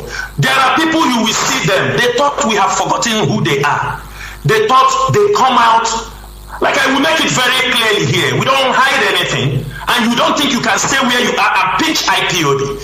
I saw a flyer, somebody said there is protest in Enugu, a protest in this place, protest in that place. He mentioned, the person mentioned his name, and he said sponsored by her and the members of IPOB worldwide. That is rubbish. We don't accept this nonsense. Nobody dictates for the IPOB. Our leader, Mazi Nnamdi Kanu, we have the blueprint of what we have to do when certain things happen. We have it, and we're not going to make it open. But one thing you have to know about protests, let me clarify most of our people, because some of them sometimes they talk irresponsibly. In 24 hours, our leader was arrested. Some of them want people to go and do protests on the streets. Don't you know before you do protests that protests are being organized? Before you see those protests that people march from Ebanke to Enugu by foot, do you think it is just by mere talking? Don't you know that IPOB members have to organize before they march? So they are supposed to be protests now. If you want to protest in diaspora, you have to get a permit. You have to request for it. They will give you a date. You have to arrange yourself. Anything you want it to be successful, you must arrange it. And the protests have already started. Protest normally grows from gradual to wildfire. Protests are coming up from Brazil to Europe to Rome is coming up. Britain is there. Everybody saw what happened in Canada, in Berlin. Many countries, many have already secured. It will all happen sequentially. Now, our people don't see those things, but they go out there talking, and those who are talking, I swear to Almighty Chukwokika, none of them is even an IPOB member. None of them can even come out and protest one day. We have protested, IPOB have protested in Biafra land. Our people pay with their blood. So people should not remember us. What we know is a tradition in IPOB. You don't dictate for IPOB. And besides, I want to make it clear, the time for protest in Biafra land has gone. Because I could remember years back when we protest, they said, oh, you guys just know how to protest. Then we pick up arms to defend ourselves. They start talking, Nnamdi Kanu have come to kill people, have come insecurity in the southeast. These are all, do you understand me, bunch of fools who like to disorganize and destroy the freedom of our people. So therefore, if there will be protests in Biafra land, the instruction will come. We have a way. We never announce our protest on the radio.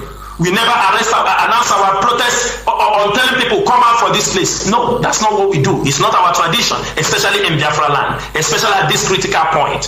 Because what they are waiting for is to say, come out for protest, and our people will be gunned down. We are already defending ourselves. What we have to do in Biafra land is to take our land block by block, break by break. This is what we have to do in our land. There is nothing to protest. And I'm making it very clear also for those politicians who are thinking they have arrested Mazi Nnamdi Kanu. If they come out for protest, we kill them. Sooner or later, many of them will take their bags to Abuja. If Mazi Nnamdi Kanu did not come back from Abuja, if Mazi Nnamdi Kanu is not being released in Abuja, they won't live in Biafra land. It's a promise. Starting from the governor to the local government chairman. If Mazi Nnamdi Kanu did not come back from Abuja alive, very soon, no Southeast politician will live in Biafra land. They will pack their bag and go to Abuja until they release our leader, because they are all the conspirators. Look at somebody like Archbishop Chukwuma. We thought he is responsible. We saw him coming to talk rubbish on the social media. They come out, somebody like Victor Ume, because they think they can go to BBC and yap their mouth.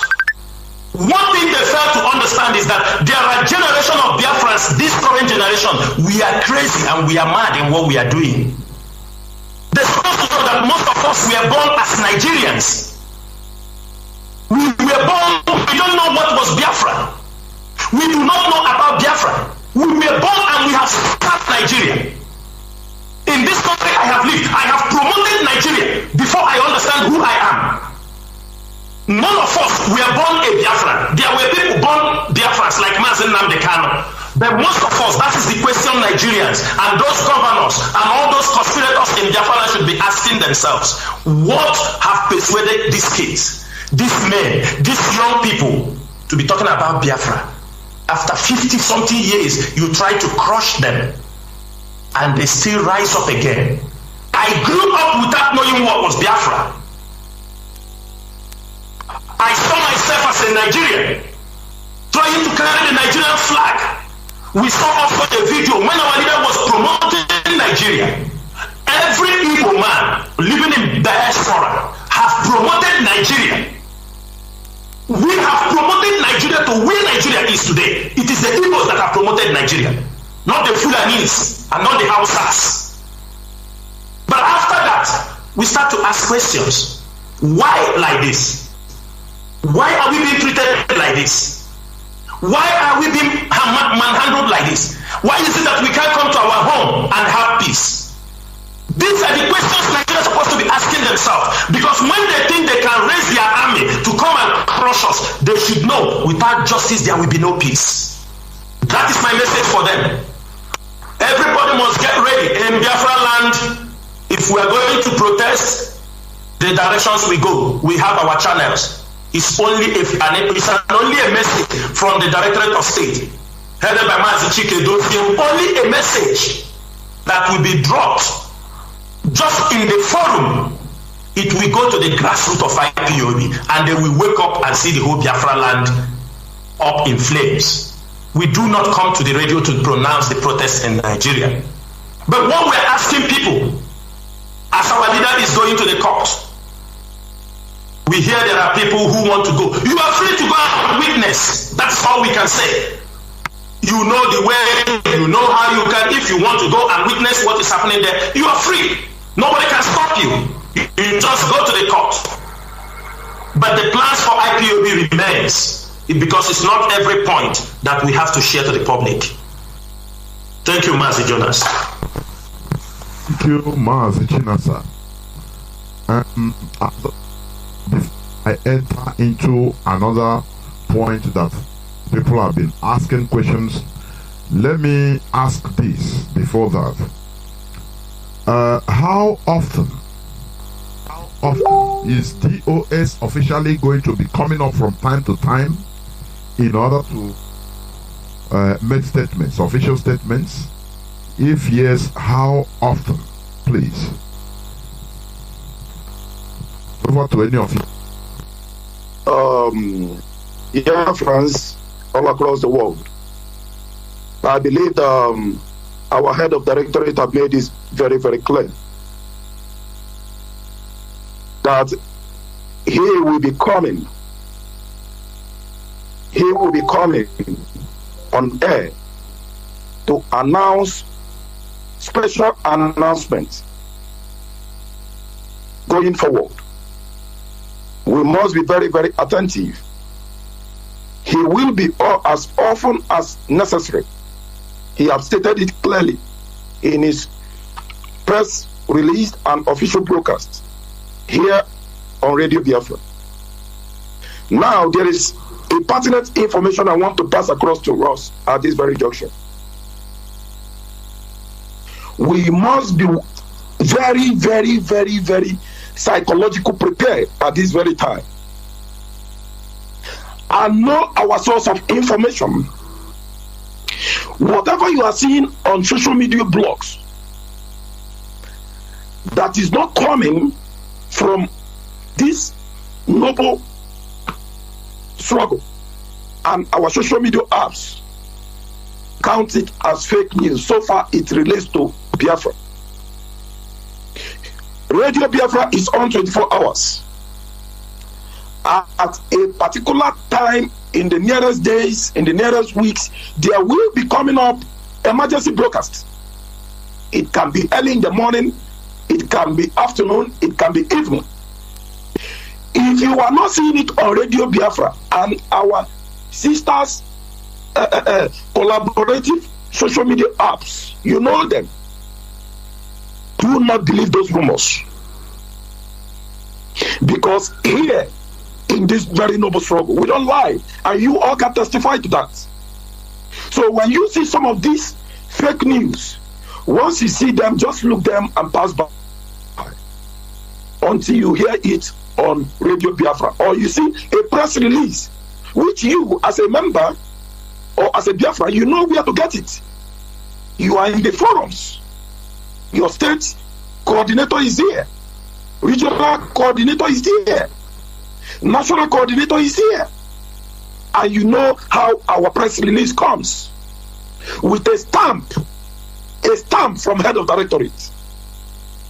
If you have any doubt in it, you can call your state coordinator, call your regional coordinator, or call your national coordinator. If possible, call your continental reps. We must be psychologically prepared going forward. Because the zoo are coming with misinformation and disinformation. When it is time to go on a march, you will hear it from this very noble struggle and from our head of directorate. So that is where I want us to put our attention on. And do not forget, discipline is the key. We can never buy to the rumor of those that want the struggle to collapse. The DSS are working with their collaborators, the Fulefus, the saboteurs. Do not forget that sometimes they are in our midst. So when you get some certain information, confirm it very, very well. And Radio Biafra, our community, IPOB community app, radio is where to get those information. We must be very, very careful and psychologically prepared at this very critical time. No misinformation, no disinformation. That is the only way our enemies can get to us. But they know we are ready. They know we are prepared. They know we Biafrans are wise people. They know we are wise. They know that our intelligence can only be compared to the Western world. There is no place you can compare the intelligence of Biafrans all across Africa. No, none. And they know that. So we must go back to that root of who we are, which Mazi and Nnamdi Kanu have educated us, bred us, equipped us psychologically. We must not lose that very key factor, key ingredient that have always been built in us as Biafrans and IPOB member. They won. Thank you very much. Mazi, but do you have any other thing to add before I continue? Mazi Jonas, you are on mute. Seems you are mute. Mazi Jonas, you're on mute. Yeah. Sorry, it seems this thing is going on mute automatically. I don't know because I never pressed it. So I'm talking about whether Mazi Isaiah, but whether you want to add something, please, before I continue.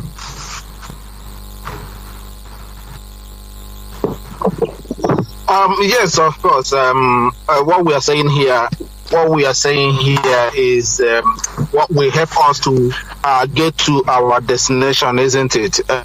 And how our people should, follow information. And according to the question you also asked, how often our members of, directorates of state will be coming on air to at least give information. Of course, head of directorate, like my colleague have said here, in one of his last broadcasts, he said he stipulated it very clear to our people that as long as the situation have somehow got to this way we are seeing it now, he will be coming from time to time to give a kind of guidelines.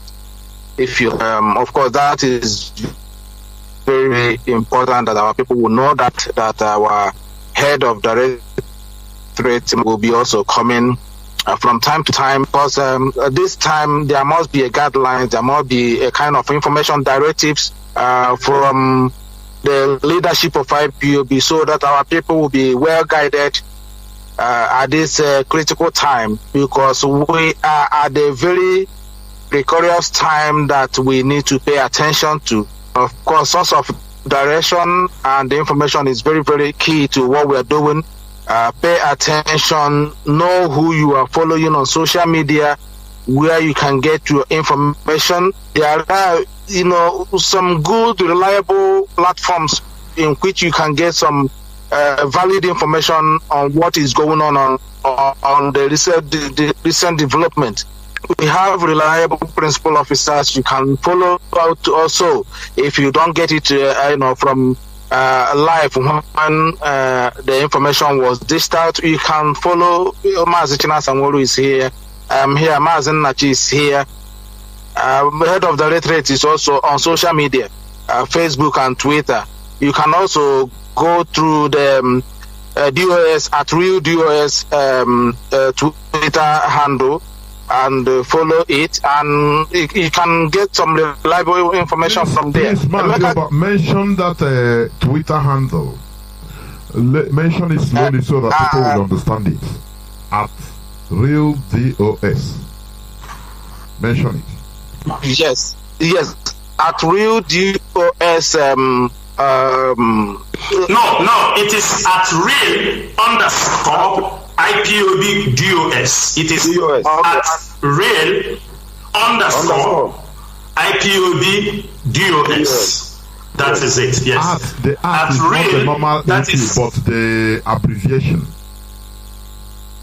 Yeah, at R for Romeo, E for elephant, A for alpha, L for lion, _ I for India, P for power, O for orange, B for balls, D for doors, O for orange, S for school. That is at real _ IPOB DOS.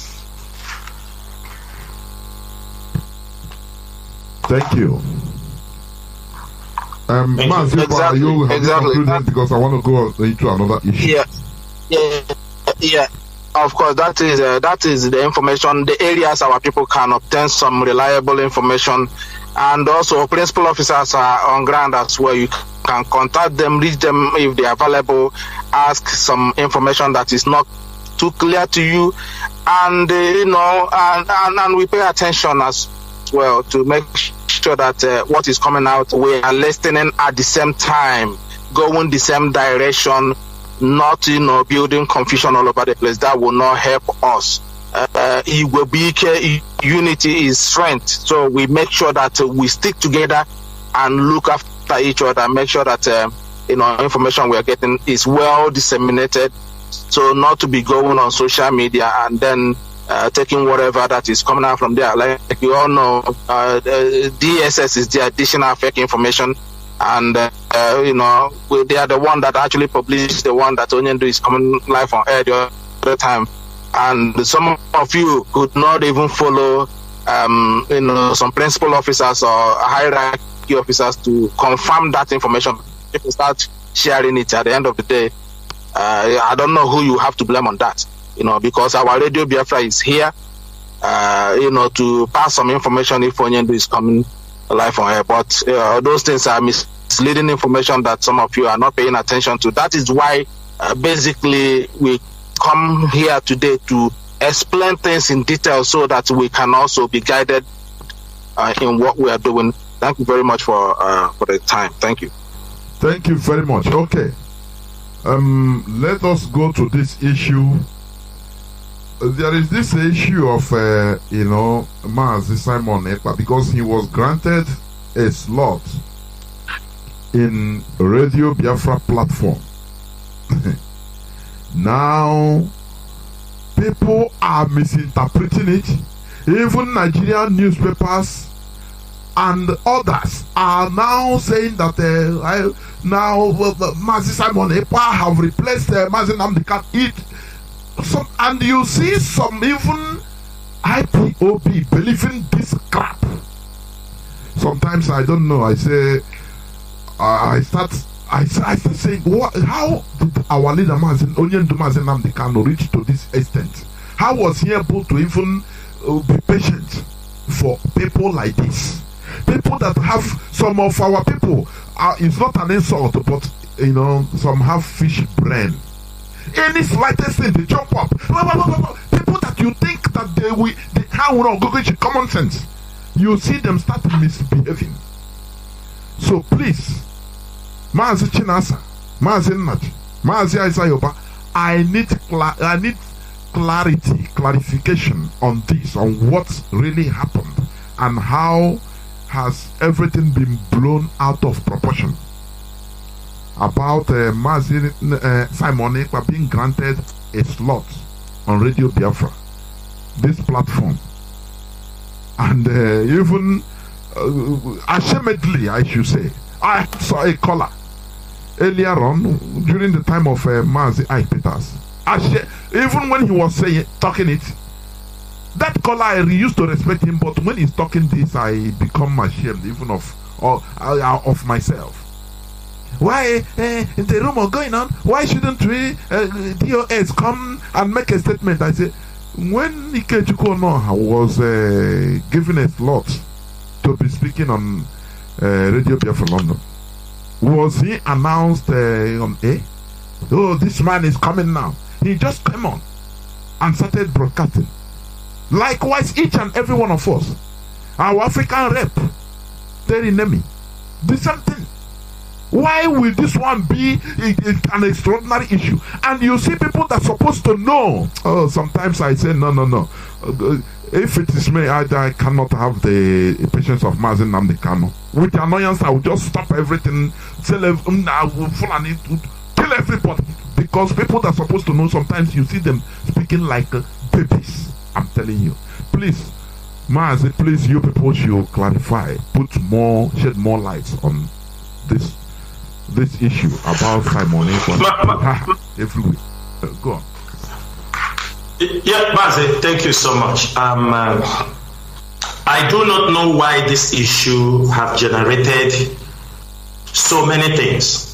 It is not something we're supposed to talk on radio or to discuss on radio, but they say desperate diseases require desperate remedies.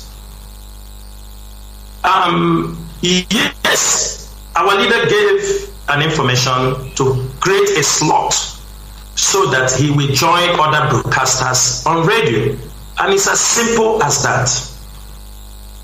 That is why, our people like things to, unnecessary these things. When this message was passed, it's supposed to go the channel, we have the director of media, IPOB Media, who is Mazi Foreman. This message is supposed to go to him. He is in control of the radio, everything we are doing in the media. The message is supposed to go to him. It is the DOS. It is to show that some people do not have even respect for the DOS. They do, because if they found that they respect this group of people, they would do certain things they are doing. That is why we urge everybody who want to join in this struggle, who want to contribute. It is good, very, very good you look before you leap. This message comes to the Directorate of State, and it needs to be handled before it is published. It is a slot that was given. And I'm also happy Simon Ekpa have put some disclaimer on his timeline. But the problem is this, there is something in fake news. It's just, for example, when you catch a thief, keep him in the gate of the market. Everybody passes and goes inside the market and say, this is a thief, this is a thief, this is a thief. Later on, you find out he's not a thief. And when he go, how many people will you tell that enter the market that he's not a thief? It's very, very difficult. Now, why we even want to clarify this issue? Some of our alliance, we know that the Biafra IPOB have alliance around the world. They have saw these publications. When I saw this publication in BBC, I called the media and publicity secretary. I said, can you clarify this? He said they asked him that he told them that it is a slot that people were given job to do. It is a welcome development. We need somebody like Simon Ekpa to join the group of broadcasters. But the question is this: what is happening? Could it be this approach is used trying to destabilize IPOB, trying to attack the DOS? Because in the Daily Trust, one of our alliance have sent it. It said, what is happening here? I will Simon Ekpa now the successor of Mazi Nnamdi Kanu. At this stage, we are here now to control damage control. That is why it's also very important for people to mind their words. This is an organization. Maybe some people think IPOB is just from Facebook.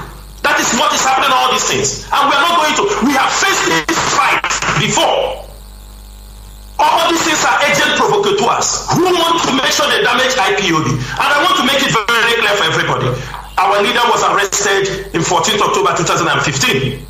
He stayed in the jail till around June or July in 2017. He spent 1 year plus. Throughout in the jail, this DOS was taking care of this family. We fought all the battles on the ground. Inside this struggle, our leader, when they came to kill him in his father's compound, where they killed over 28 people of our men in his compound, our leader, we lost in touch with our leader, only to see our leader after 1 year. During this 1 year,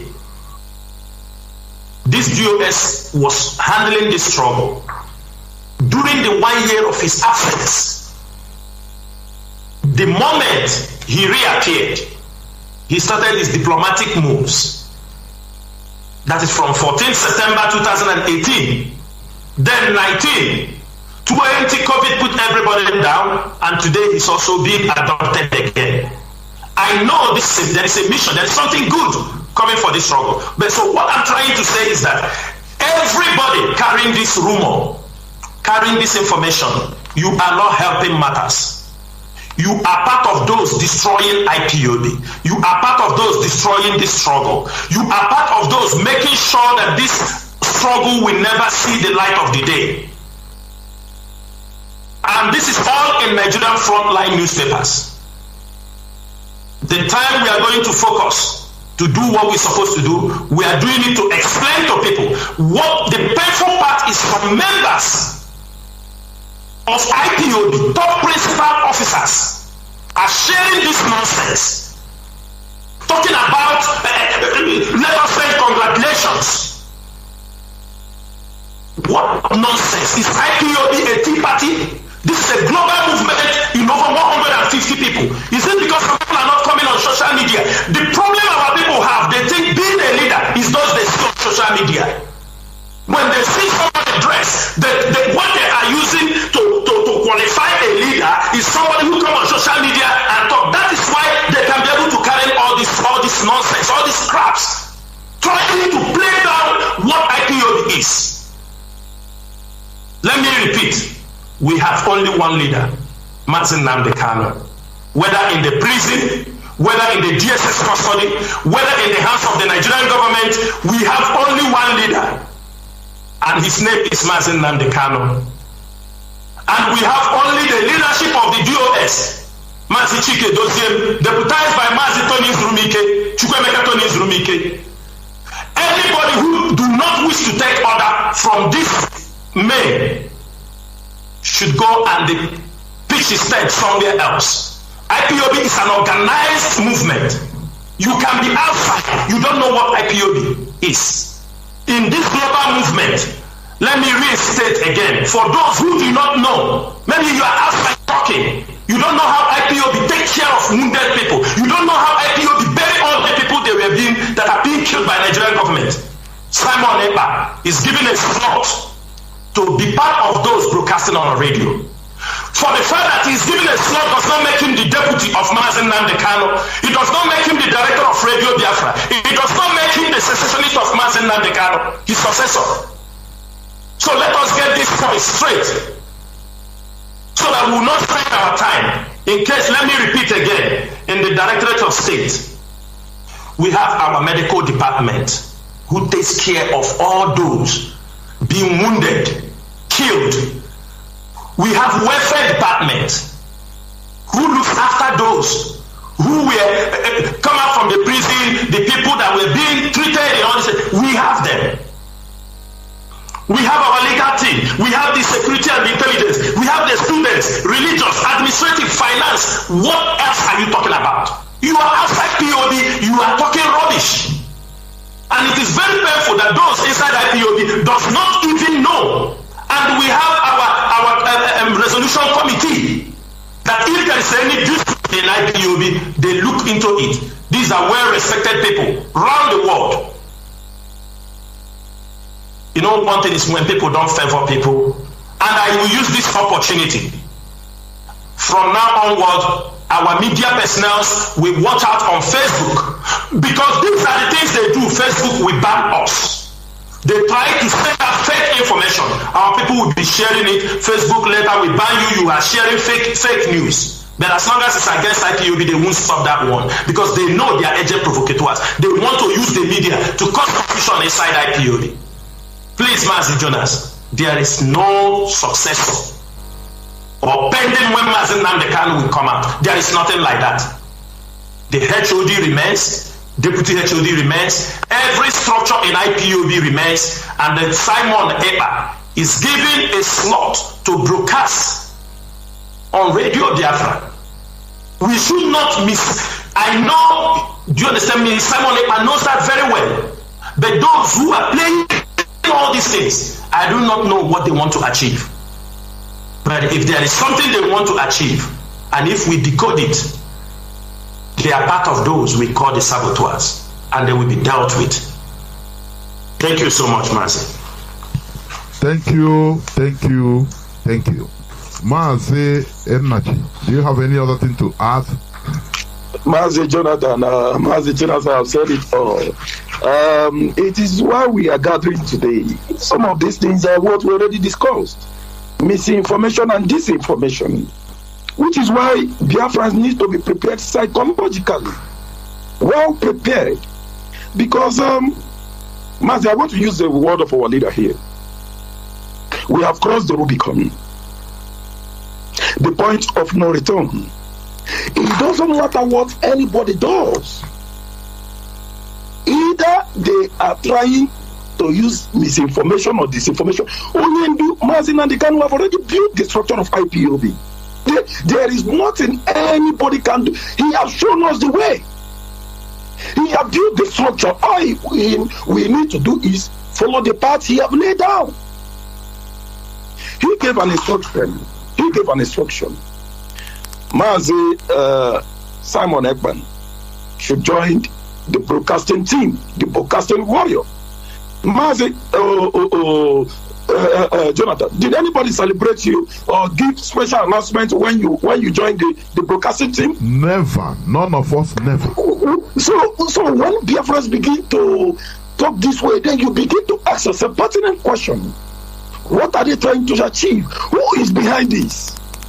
And that is why I'm taking the word of Mazi. People even calling on this platform, on different platforms. Yes, that is why sometimes that's why I used to conclude that Biafrans are the most primitive set of people before God. And the most brilliant also. No, brilliance is different. It's a talent from God.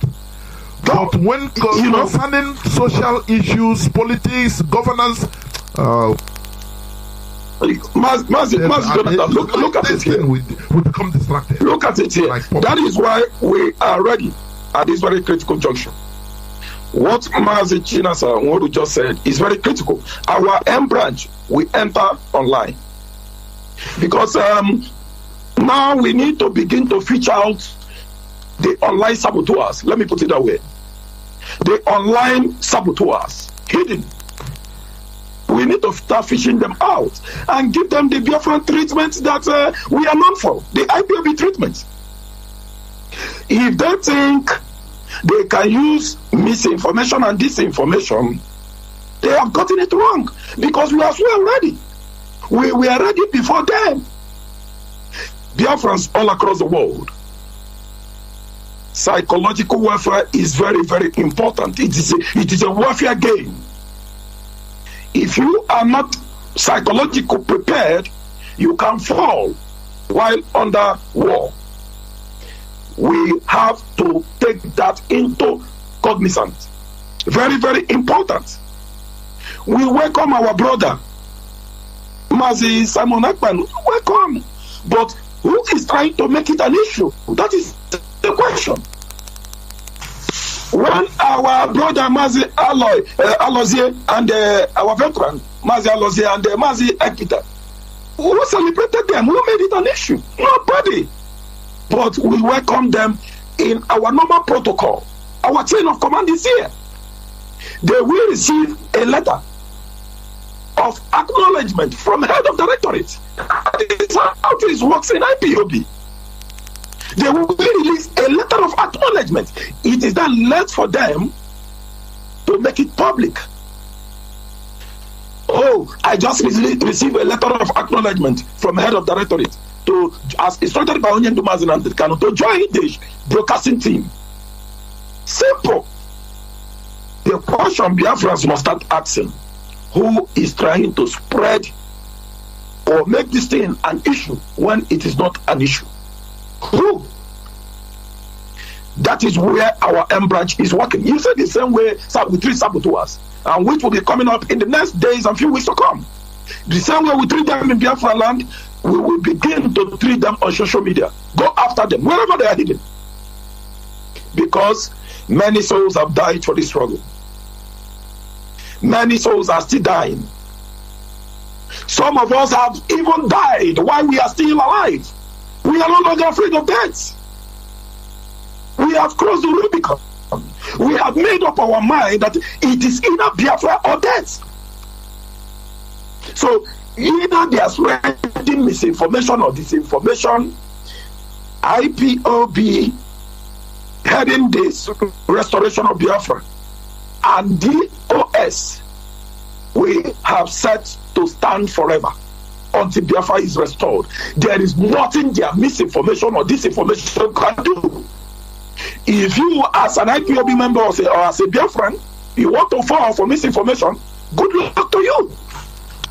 But we march on until the nation is restored, that our children and generations to come may say thank you to this generation. Thank you to this IPOB. Thank you to this DOS that restored this Biafra. That is our concern. If your aim is to cause mayhem or to bring in misinformation and this, you have gotten it wrong even before you started. Millions have died. thousands have died, and those that are ready to die are still coming and are saying, welcome on board. We are not afraid of death. That is why I use the word of our leader. We have crossed the Rubicon. You don't use misinformation and disinformation anymore. It doesn't work. Try another thing. We welcome our brother, Mazi Samuel Nekpan. Welcome. We believe you will get acknowledgement from head of directorate.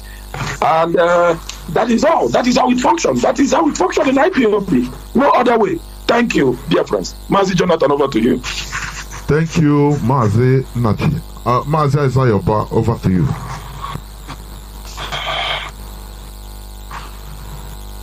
Yes. Thank you very much, Mazi Jonathan, and also my previous colleague that have spoken. One thing is very, very clear here. Mazi Simon Ekpa is a Biafran, regardless how you see it. Mazi Simon Ekpa has not done anything wrong so far since I've been seeing him on social media. But the thing is that if Onyendu have given a directive to bring Mazi Simon Ekpa into Radio Biafra, that's a very good thing. Just to boost the morale and also to make sure that our people come under one umbrella, which I've seen some of his posts. He wholeheartedly accepted that. I don't know having any concern for no proper reason. He can be at home and also be in diaspora. If there is anything concern you have over Simon Ekpa, should be coming from the leadership of IPOB. And if there's no impediment against him, so what is the problem? Onyendu, I remember those days, Mazi Jonathan, when Onyendu, only him broadcast on Radio Biafra. And there was a time he said that time will come when Radio Biafra will be 24 hours broadcast. And, throughout the time he was in, Mazi Lozie came on board. Mazi Peter I came on board. I think you came on board, or the other South Africa came first. And then I think he came then before you, and others. And also we still haven't, go cycle we haven't made the cycle of the 24-hour zone for broke. Still has that no one is talking on those slots. So Mazi Simon Ekpa coming in, say there's still another gap. Mazi Simon Ekpa can be promoted, given any position in IPOB. He's a Biafran. I don't understand the concern people have. Just for him to come in, and also those that will be speaking from one platform and from one voice. Very simple thing. Our people are prognosing where it's not necessary for them to be prognosing. Our enemies, we are here. If there is anything that we feel that is abnormal, of course we call for concern. There are people who have been in IPOB, both on radio, that are not here today because for some reason they didn't do well, and they are no longer here. Applicable to every one of us. If we are not doing well, or if we turn out to become a threat tomorrow, I believe we will be kicked out somehow. So that is something that is for everybody in IPOB. Everybody, being an ordinary member, being a coordinator, being a principal officer, being once you turn to a tiger in IPOB rather than to channel your enemy against the enemy, you'll be kicked out. So this is something that faces every single one of us. And for now, once there is no threat, to what we're doing or someone posing any threat for now. We shouldn't have any, we are all Biafrans. We want people to come in. Once they are, they are genuine, we welcome them. We need support. We need contributions. We need ideas from, talented Biafrans all around the world. So please don't isolate yourself, making IPOB like, something of one or two individuals or people are sitting on top and then you don't want any other person to come around. Biafra is a multinational, ethnic organization. We have people from all clans of Biafra land and we want them to come on board. Those in Ishekli, in Igala, everybody, even if you are available, indicate that you are available, I believe they will find a space for you, So this is all I have to say in that. There is no cause for alarm. Everybody should, focus on the enemy, and those who are talented, who are made themselves available to serve in this, noble cause. Please allow them and accord them every support that they need, so you don't become a stumbling block for them. Because if you turn to be a stumbling block for them and they fail tomorrow, then you blame them. You thought so, but you're the one that caused the reason why they fail. You see, we cannot be, giving the enemy the ammunition to shoot us. So please, it's very, very important our people who pay attention to something that is more concerned and things are not really relevant or adding up to what we are doing. Very, very important. That's all I have to say in this. Thank you very much. Thank you very much. Thank you. Mazoba, can I give you a response? I think you went out of context here over talking about those who don't want to stop people not to participate. That is not the case. That is not what we are discussing. What we are discussing, I'm sure you might have seen the publications. Have you seen them or you have not seen them? Have you come across them? Have you seen the daily posts? You have seen few of them. So you would have understand where I'm coming. You would have seen. Yes. Yeah, go ahead. I wish you would have gone back, see what is reported both in BBC, Daily Post. Do you understand me? The headlines that have been there. So you will be very, very specific on the question Mazi Jonathan asked, because what he's trying to ask, nobody stops anybody not to come on radio. We have people from the River Rhine area on the radio. One of our brother from the Ijo area is there on the radio. We have another person, Tami Nemi, he's on the radio. So talking about stopping people to come on radio is totally out of context. What we are saying is this, that a slot was given to somebody, which the person accepted, and that slot have generated a lot of issues that he is now, a Radio Biafra has been handed over to him, that he is now, go to many publications, you see where they talk about that he's now the director of Radio Biafra. Then you go, they also, even though he have debunked them, which, that's what we are talking about, people spreading fake information. He knows it is not true and he has debunked them. And the Daily Post also went online to write about Simon Ekpa being the successor of Mazi Nnamdi Kanu. These are what we are trying to debunk. Nobody stops anybody from coming to Biafra. Nobody stops anybody not to broadcast. But we have an ethics. We have the way we work. If you don't show, I'm coming. If you don't show people how we operate, people take you for granted. In IPOB media department, there are certain principles. We know, all of us know what happened to us with George Onibe. We know what happened to us with Uchemefo. We know what happened to us with the Clifford Iranian. Let me call their names. They said once bitten, twice shy. In as much as we do not want to be stinged the second time, we are just trying to be careful.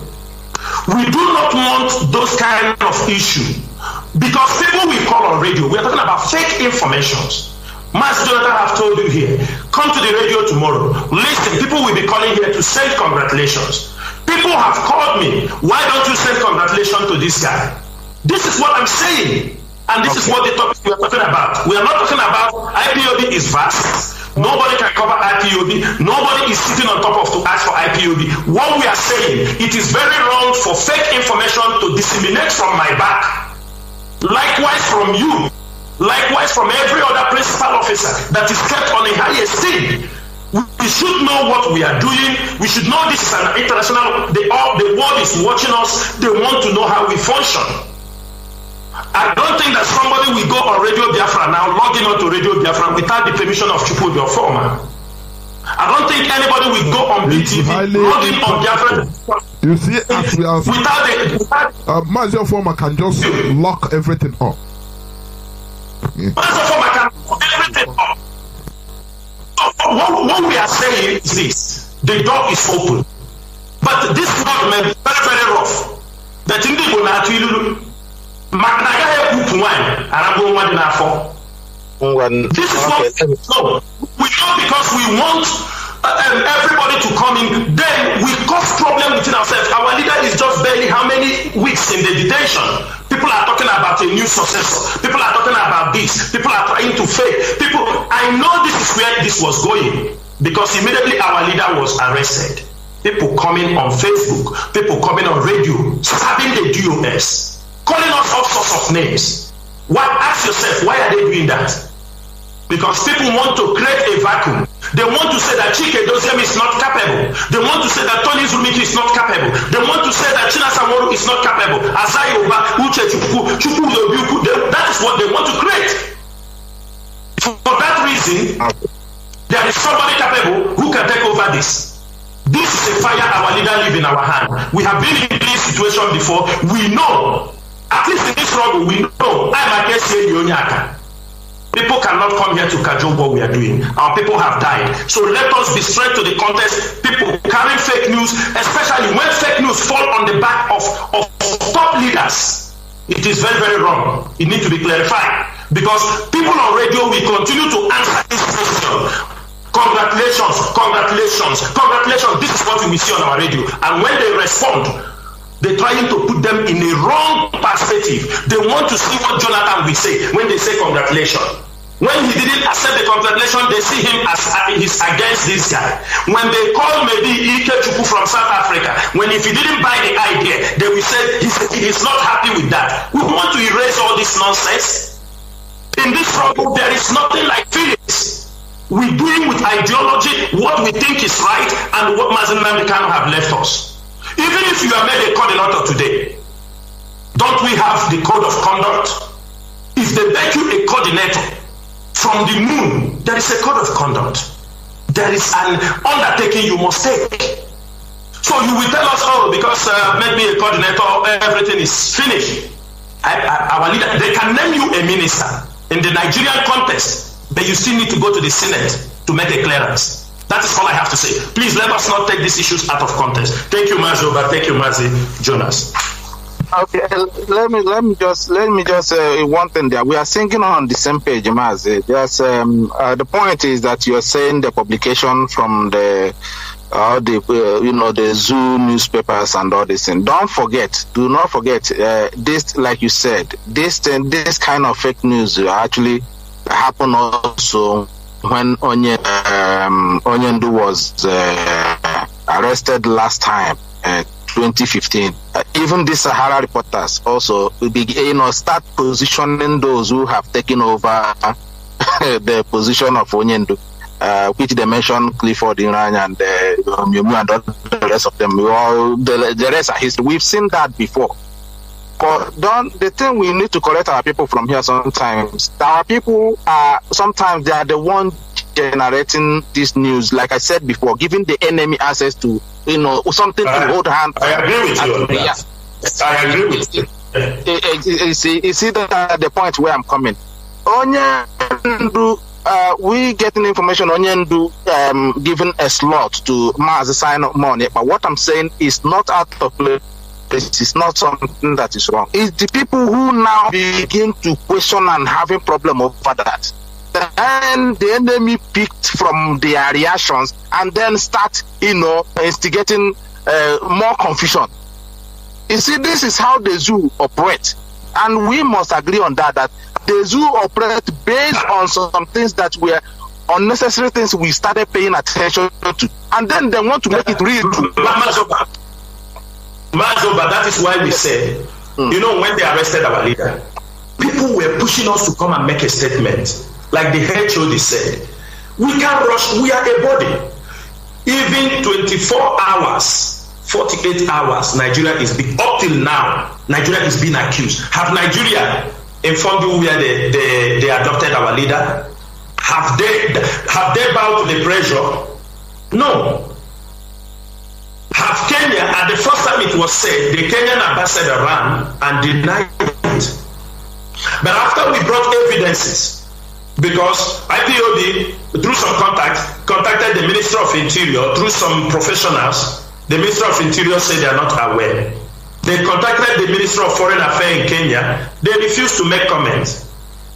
The ambassador came out and denied. But at the end of the day, he's now, the tails is between his legs. Because what we are saying is right. What we are also saying is that there is an information that will fall from my mouth. It can generate, especially this is a very sensitive period. Our people are not helping issues. Exactly. Our people are not even listening to the DOS. They are listening to some other group of people. Exactly. And they use what those people say and come to bring it to the DOS, to push the DOS. Exactly. It's a very big problem. Most of them are talking rubbish. Yeah. For example, somebody will go on social media, he talk rubbish. The ESN ambush the military scene, and that is the kind of news our people carry and move everywhere. They will carry all those kind of news and they will come to push it on the leadership of IPOB. And you are trying to explain to them the harm. They don't know the repercussion, what they are doing. Ignorantly. They don't know. Many of them don't know. And when you explain to them what is the essence of leadership, that somebody, a state coordinator, a zonal coordinator who can have access to a continental rep, who can have access to the DOS, who can have access to Mazi, a question will arise and you gave him the answer. He don't feel satisfied. He believes that YouTube version where they said this is this, all these YouTubers making money in the name of, with a lot of fake news. Let me give you one instance. One of our coordinators, are you hearing me? One of our coordinators in the zoo called me. He was very upset. He told me he saw on the YouTube, he got the news is speculating everywhere that he's not doing anything as I say, that how can our people, our people, soldiers from the diaspora arrive in Lagos, even him, he was not being informed. I told him, he said, I saw the picture circulating in the YouTube. I said, who gave this information? He was very bitter. He was very bitter. He saw a voice they just made cut and join. He was very bitter. I tried to let him understand that there is no group of people that arrive from America or in Europe. There is no Biafran soldiers that arrive. I mean, I know he won't believe me immediately. Only when I start to give him instances, I told him, bring me that voice, bring me this, bring me that, to clear a principal officer. Already our people in that particular state have ganged up with this YouTube version of how people, they say, what is he doing? He's a coordinator. He don't even know when our people arrive here. We take care of them. We lodge them. They have classified him as a failure. And he was very upset. He said that. Anybody can ask. He knows. If he's listening, he knows what I'm talking. He came to me and he was very bitter. Until I took time, this kind of fake informations, it takes away our energy. When we have to explain to people what we are going through, the way forward, then we spend it. Because, for example, all this publication, now we have to bring a press release to debunk all these things on the news line. And when we bring this press release, that it is not true, we have to send to our alliance, we have to send to diplomatic groups, we have to spend all these things in many places to debunk this. Because this publication have gone places. the Nigerian government might have printed it now. Maybe you want to use it to target that young man.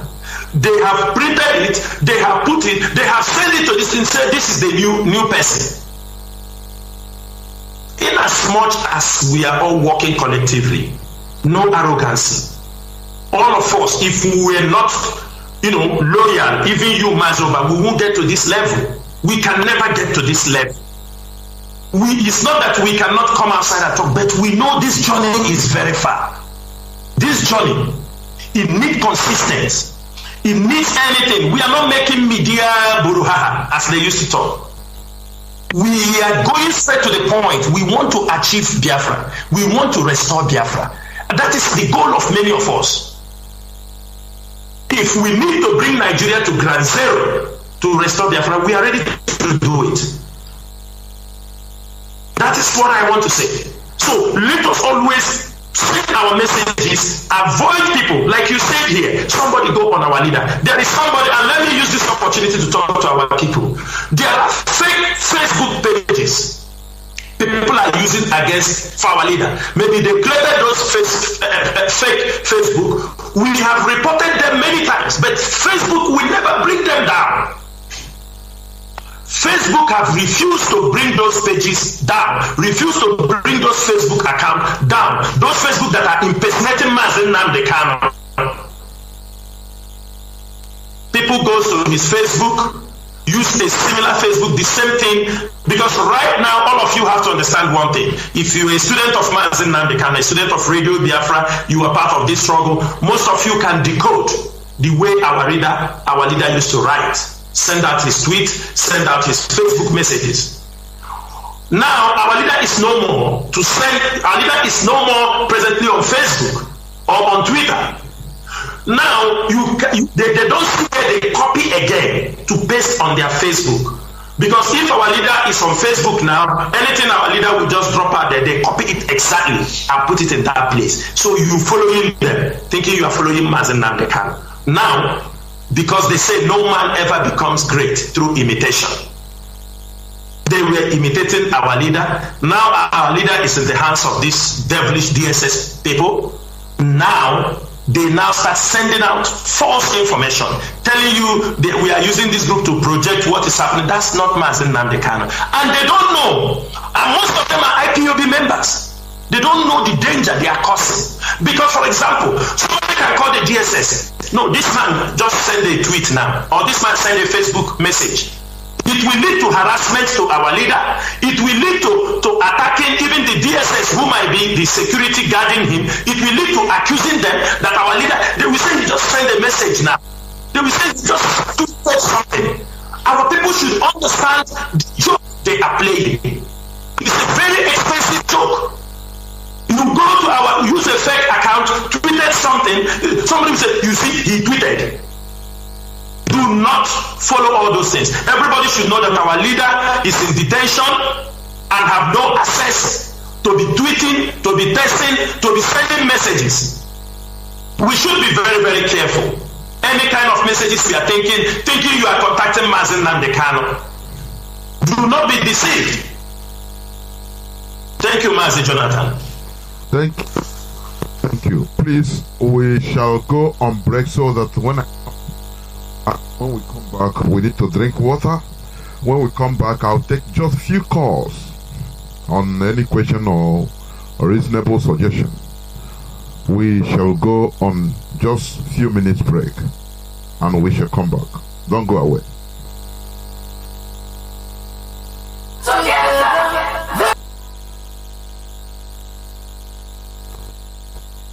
Welcome back. This is Radio Biafra HAUSA-SERVICE coming to you through the auspices of Radio Biafra London. Major American.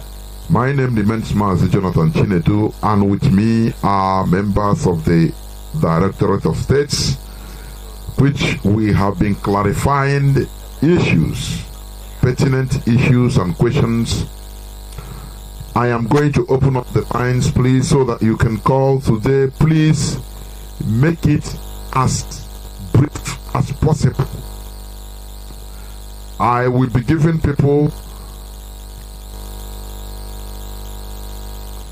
3 minutes maximum. Please for you to speak or to make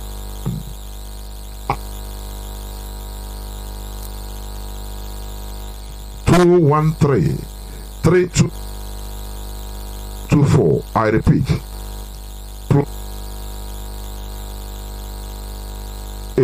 6224 is 614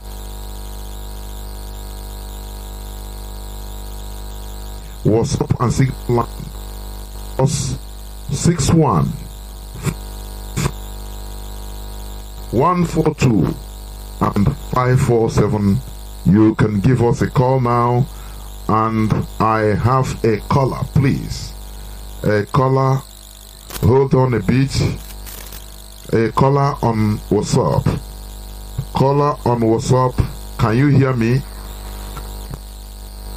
I can hear you very well, loud and clear. My name is Nnamdi. I can hear you. My name is Nnamdi.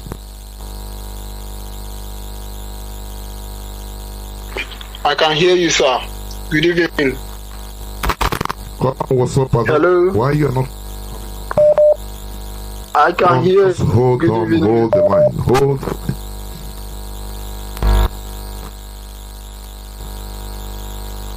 Call on. What's up? Can you?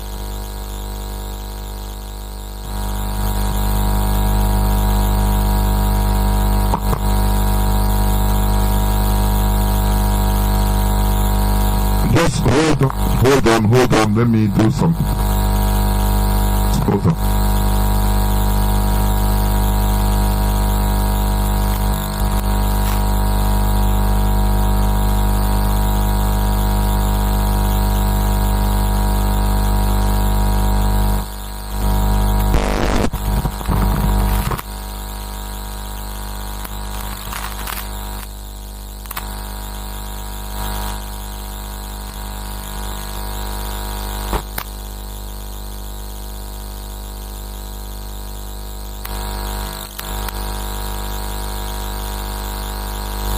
Mazi, please. Oh.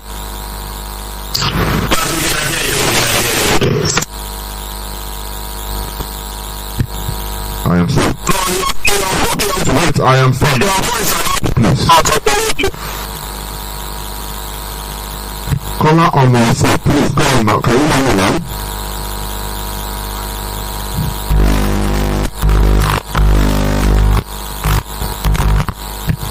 How I speak. My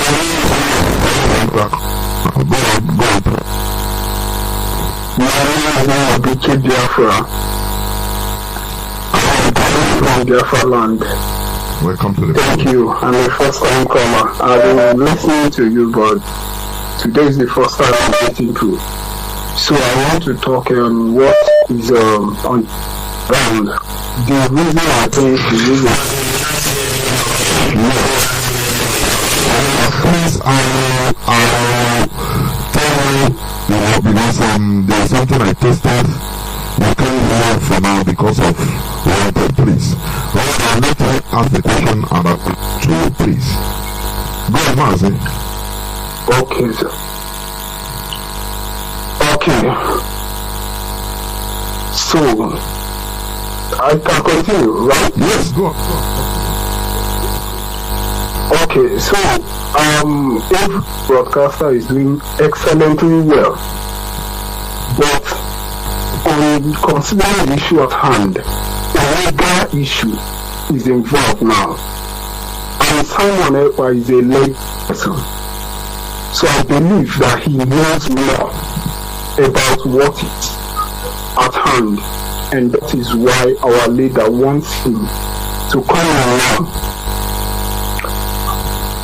Meanwhile, most of us who have been listening to Simon Alpha, we know he does his research very diligently, and he has people in Biafra land who are getting information, important information for him.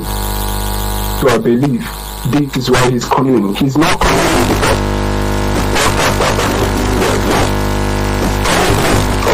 he has to go.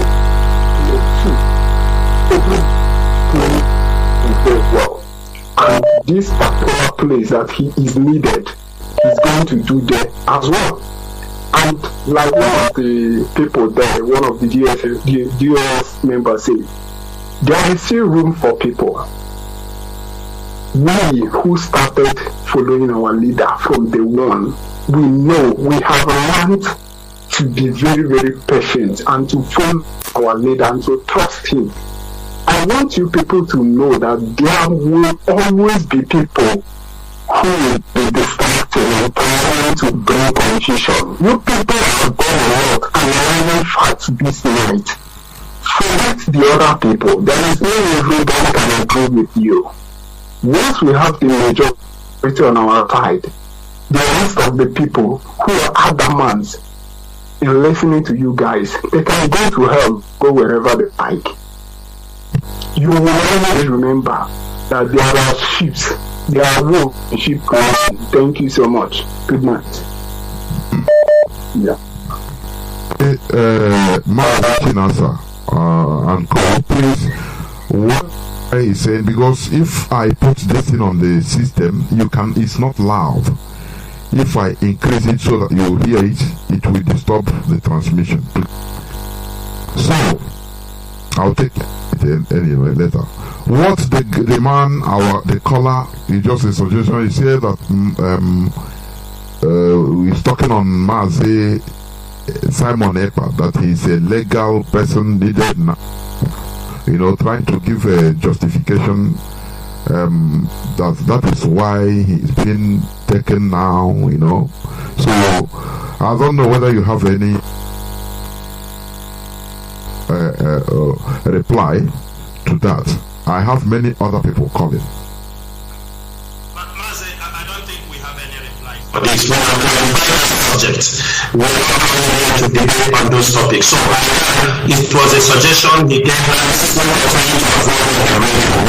discuss people. This is an institution. We're just trying to make a clarification of what is going in the media, in everything, and which is a detriment to the leadership of this struggle, and it's a misinformation. So going into that issue, we have already sorted it out. Thank you so much, Mazi.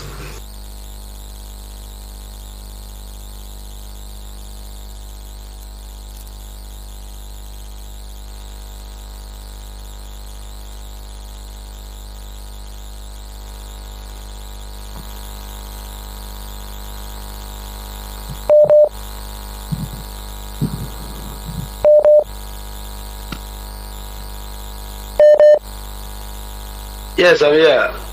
The name is Mazi Jonathan. Mazi Jonathan. My name is Mazi Mbeka. I'm calling for Indianapolis, USA. Mazi, thank you for today wonderful program.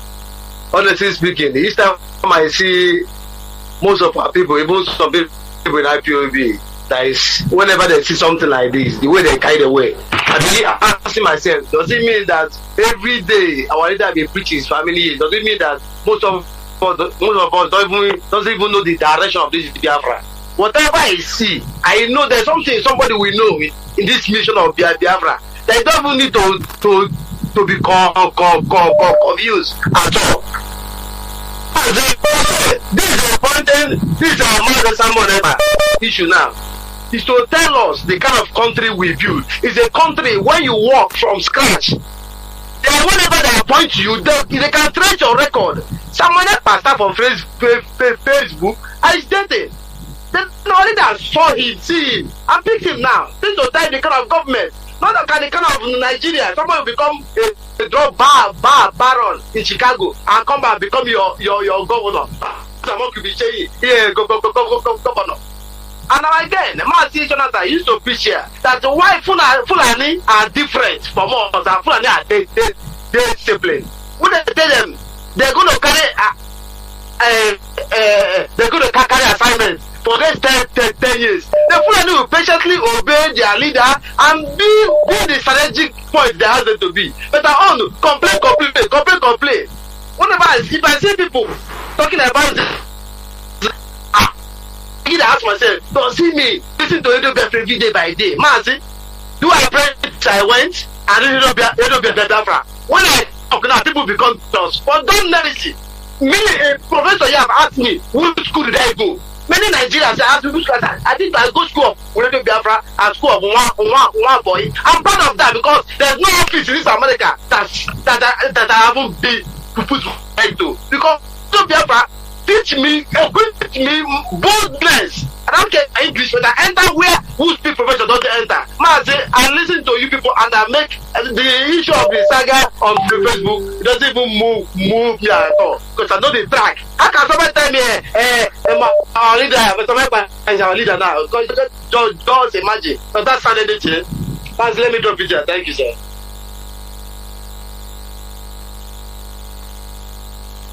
Thank you. We have led that issue to rest.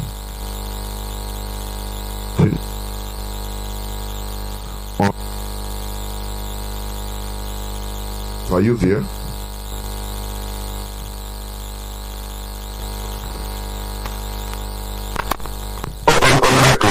You are. Okay, great. I said good evening from here to Biafrans all over the world, friends of Biafra, freedom lovers. I salute you. Our leader is Excellency Mazi Nnamdi Kanu. I salute you. Good evening from here. I remember by Charles speaking from my location. Mazi, I was listening to DOS and the whole thing they treated today. I just said, well done.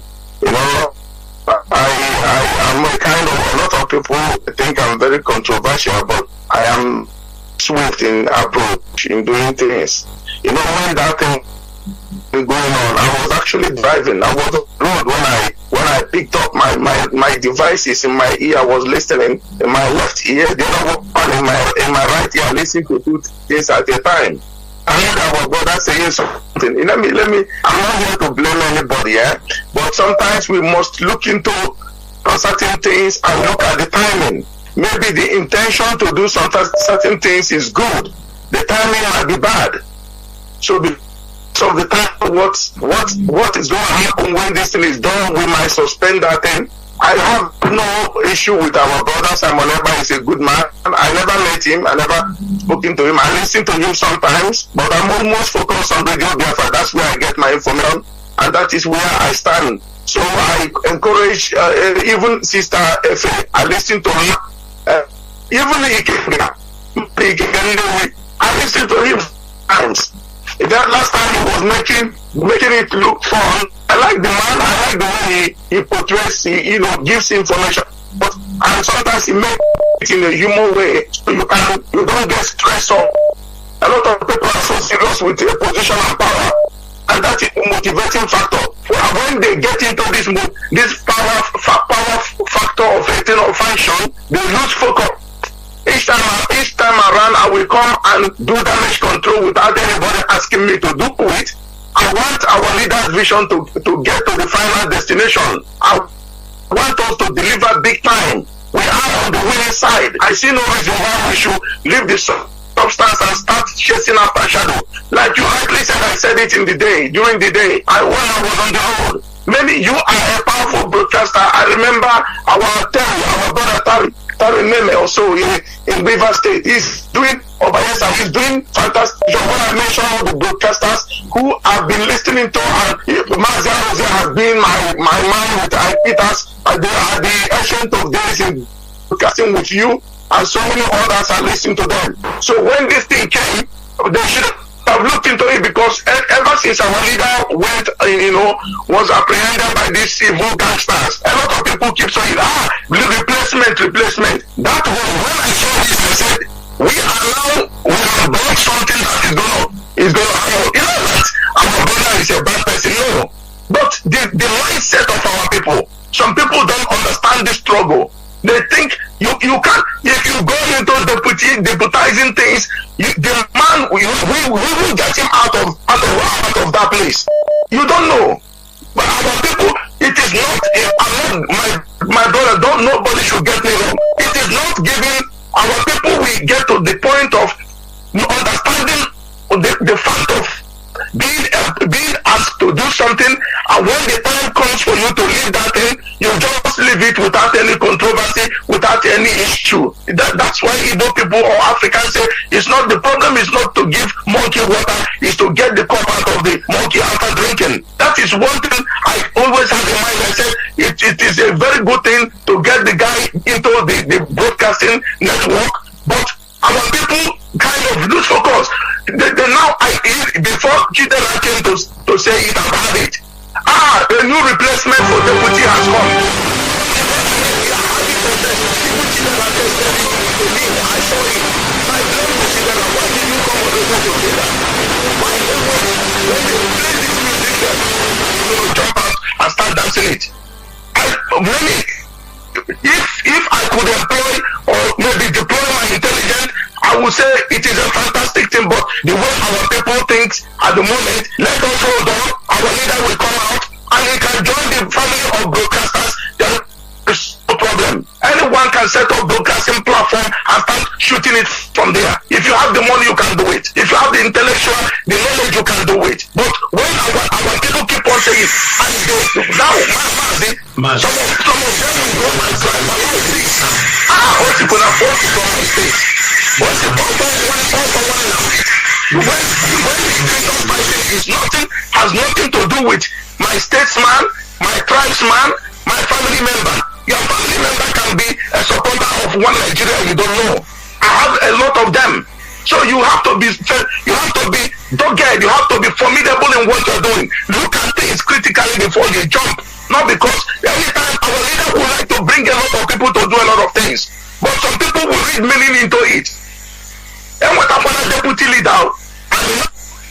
Deputy leader, or part of the team to spread the message and to do the needful. But in the body, they received the text information many even before this thing came. When Chinedu came on there, I said, I'm going to say to go, Mazi, they were good evening from here. They were. I'm done. No, thank you. I'm trying to do something so that they will be hearing me on it.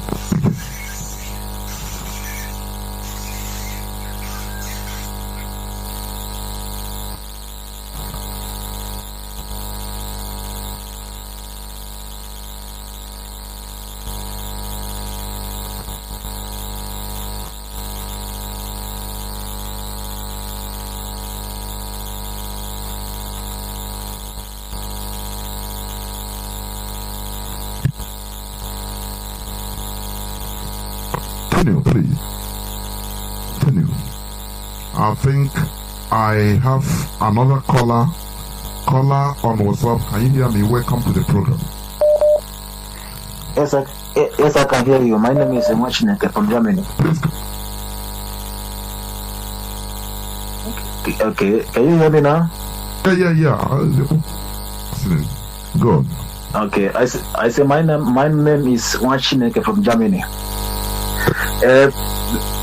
Please, Mazi, I want to beg you for something. This issue of Simon Ekpa didn't allow. I don't know. This is not issue. I don't know why are people so much. You are still talking about it. No, I just want to beg you that.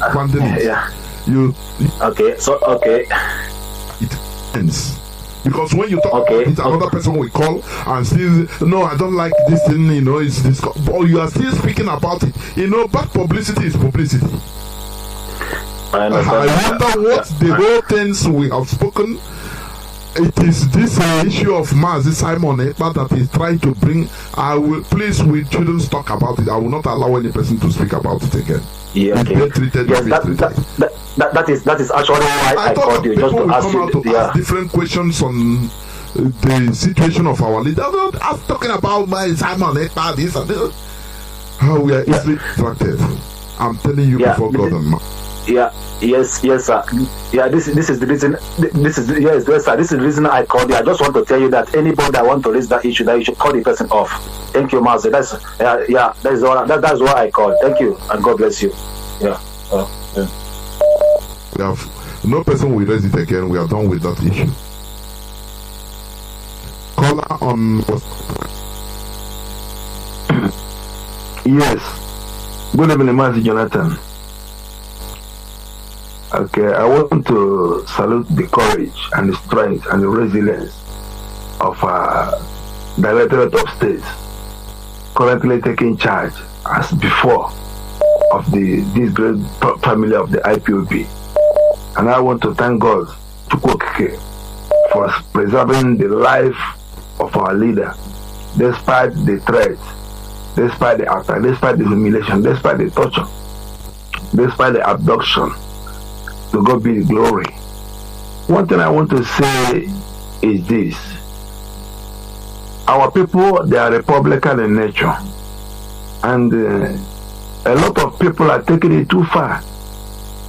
And then another thing, many people who are following the development of IPOB and the freedom, the struggle for emancipation, many are not real disciples. They are disciples, they are not saboteurs, but they are not current with the information. They are easily discouraged, they are easily distracted. There's what Bible calls being carried about with every wind of doctrine. In the Bible, in the Ephesians chapter 4, many are just like that. They are not mentally tough. So we should really, I think we should give them benefit, some room, accommodate their unsteadiness. But be that as it may, I want to suggest that at least. Sorry, let me say something here. We are accommodating everybody. But we don't want people to continue on stupidity. It's just like, for example, let me give you an example.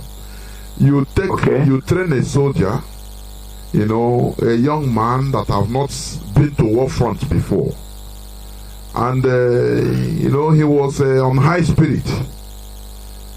The day of everybody was taken to the war front. He's a first timer in the war front. Oh, immediately he had the noise of maybe shelling or mortar. One landed before, maybe beside him, and killed some people. He starts shaking. He starts fidgeting. You as an old timer that is with him, you will encourage him and tell him that you do anything, you die. So you have reached a point of no return. Fear will not solve the issue. So what am I saying? We are not trying to make our people stay in that ignorant situation of being distractible or being distracted by any wind. We want easily distracted. To be strong. That is why we are telling our people. That is why the DOS has come up officially in order to admonish our people to be strong. Do not listen to everything. You understand? That is what we are doing. Thank you for that. Thank you for that. Another thing is this, please. We have been at this junction before. We are here at it again. We should, in love and understanding, preach discipline to our people. Preach discipline to our people. Preach discipline to our people. 2. This is a long journey, even though we are getting close to the terminal point of victory and the emancipation and freedom, and yet, in a way, it could still be a long journey. So we should prepare people mentally so that they are prepared for whatever might come. How long it may elongate. That's number 2, and then number 3, please. People are trying to over here. I'm speaking from my location in Biafra land. You see, many people are just questioning the wisdom of our leader. I want you to travel to Kenya. Did the US know? Did he tell anybody? Is he just on his own, this and that? If they say, well, you people in your own wisdom could clarify that. At least I'm not mandating you to do that, but if you find it wise to do that, a little clarification we do. Just a little clarification. For those that will hear, they will hear. Those that will not hear, they will still not hear. That's 1. That's 3. Number 4. Let me address this issue so that my comrades here will also hear it. Addressing this issue, it has been addressed because asking, is there any wisdom of our leader traveling or going to Kenya or through Kenya or one thing or the other? There are things that are going on. Our leader has been doing. Mazi Chinasa, I think you are hearing me. Mazi, go ahead. Okay. Yeah, Mazi, this caller should be addressed, because many people are a caller from Biafra land. He's still on hold. What is people are questioning? Some people are questioning what is the rationality of our leader going to Kenya, this and that. So I don't know whether you have anything to say about it. Mazi, go ahead. Jonathan, thank you so much. I think we have addressed this issue earlier, and the Mazi Nachi have said it. There are three things in this struggle. We know one, know two, others know two, our leader knows all. For sure, any move our leader makes, I know it might be for the betterment of this struggle. Irrespective. Hold on, I will explain. Yeah, irrespective of anything that have happened. Are you understanding me? Yeah. Maybe in the rounding program, I will say something so that I will say it at the last time in my closing speech so that our people know the next plan for the Nigerian government. Let me say this thing. Our leader might have traveled. We do keep an eye on his movement. We do. Nobody can say the DOS don't have information about our leader or have him moved. We do. And I can tell every one of you, most times, most of the DOS member knows the movement of our leader. Most times. Almost. But this particular move, which we don't want to talk about it, do you understand me? It will be better explained our leader was alive if he wished to say it. But one thing I have to tell our people, there is nothing the past can offer us right now. Because in 2015, our leader came to Kuwait. From Kuwait, he went to London. He told them that he was coming. And he went. That time was different. This time around, they extradite him illegally, unlawful rendition. They adopted him. This time around, we cannot speak for somebody who is still alive. We might not be able to tell it to the public, but one thing our people have to know is that we must turn this negative energy, negative impression, and turn it to a positive way. Now our leader is in the hands of these people. It is another great opportunity for us to set that contraption called Nigeria on fire if anything there happens to him. It is another opportunity for us to take our struggle to another level. In any way it might have happened, for me, it is a blessing in disguise. We shouldn't look at the past. It has happened. Some things might happen and the explanation can come later on. Even when some of this world power do something, they would explain, but maybe later on they explain. I would ask Biafrans to keep that question to rest. If they saw some of the things people have said from time to time, many things are just speculations, mere speculations. So I do urge Biafrans, the most important thing is the way forward. What can we make out of the rest of our leader? In 2015, he was arrested. It was not very popular like this. Without even, only the time we started protesting and all these things. But this time around, without a protest, the world is shaking. Without a protest, there is pressure on the zoo. Without a protest, people who know what our leader represents are time. Even some of our enemies who I may feel, but they were not happy that even that our leader was adopted again. There are no people who do not support the Biafra struggle, but they are not happy.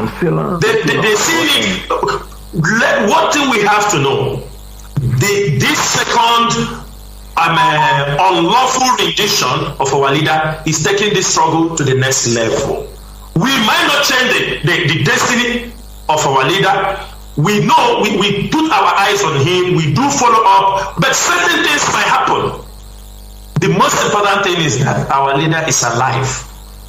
Certain things he has said, and the most important thing is to make him more happy, to make him more strong, is for us to move forward. He have already told us to move forward. We know he have plans, he have things on ground, and no one is changing. Nobody will change any plans our leader have on ground. Instead, we will intensify.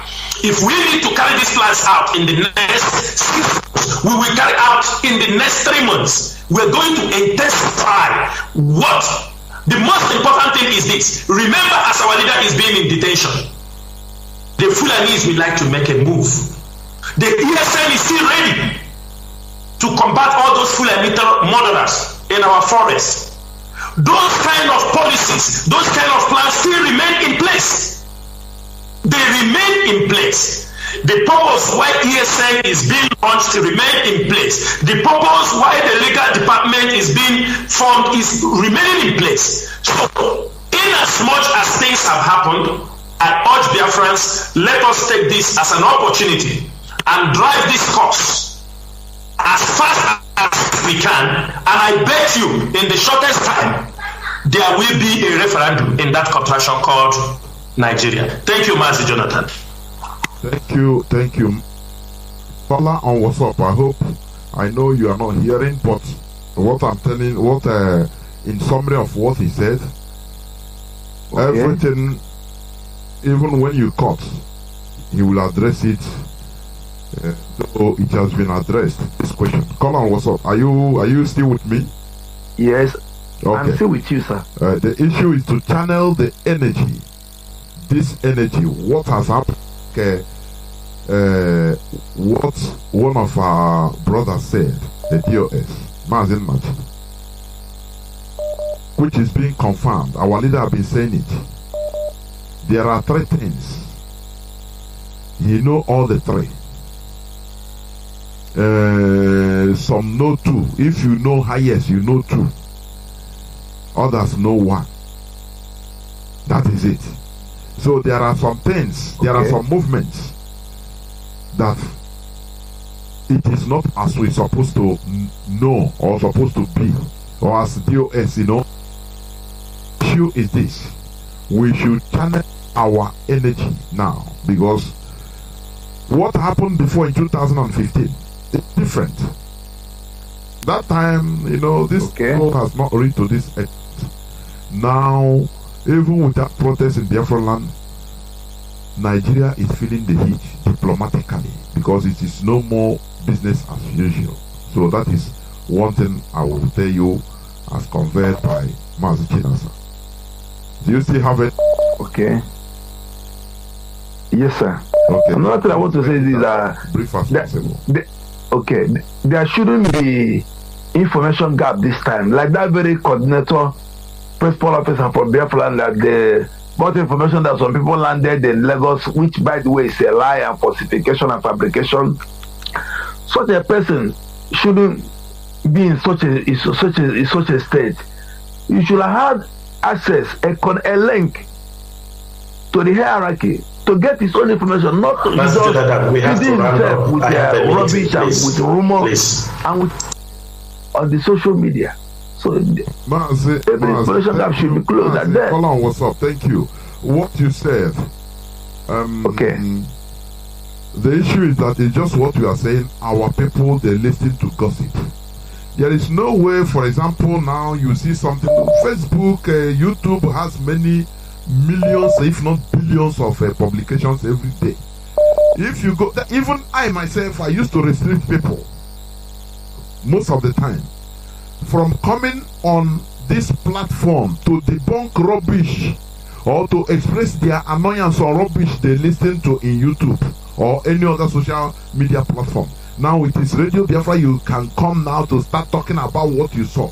So it is on individual basis. That is what we are saying, that our people, they love gossip. You need to differentiate between reality. Here in this modern world, you can be in the comfort of your home and be dishing out anything you want on YouTube.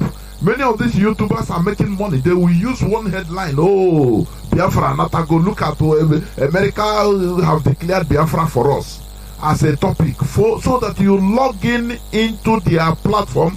As you are logging in, Money is they are taking the money. The more cover is dropping into the account. That is what people don't understand. Please. Yeah. And I will take another caller around the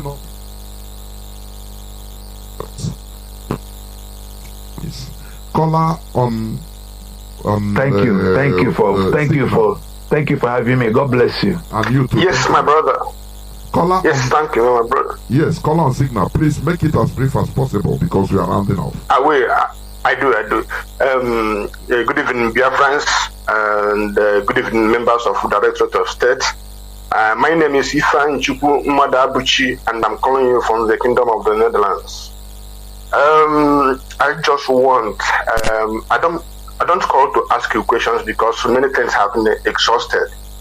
I call to thank you, all the members of the Directorate of State, starting from the head, and all our principal officers around the world. People tend to forget that members of the Directorate of State and the other principal officers are servants and volunteers, and people don't appreciate them. It hurt me, it pained me, the castigation I get even from my own principal officers directed to the members of the Directorate of State. Not that they have done anything wrong, but by their own conjecture and the accusation and whatever, and if you see them face to face and say, that person you are castigating, do you have anything that you will say he have done? No, I'm just saying. So what I'm saying, what I call in essence is to thank all members of the Directorate of State, which is the highest administrative body of IPOB for people who don't know. So they are administrators, they are doing their job like China Sanworu explained in different departments, and they are very, very competent. But you know that there's a name in Igbo language, which is my ethnic nationality, which says that some people answer Emeto Wamma. You can never please the world. But everybody should know that these people are volunteers and they are doing their best. And anybody who calls himself an IPOB member who is under non-Kanu IPOB, who is not just fighting to see that our leader comes out by any means possible in the media and in promoting and helping of ourselves up. Anybody who is not fighting for Biafra, anybody who is just trying to scream. Yes. So what I'm saying is let our people help each other and pull each other up instead of trying to cheer themselves up, because nobody will cheer IPOB up in the name of Chukwu Okiabiama. Thank you, all of you. Thank you.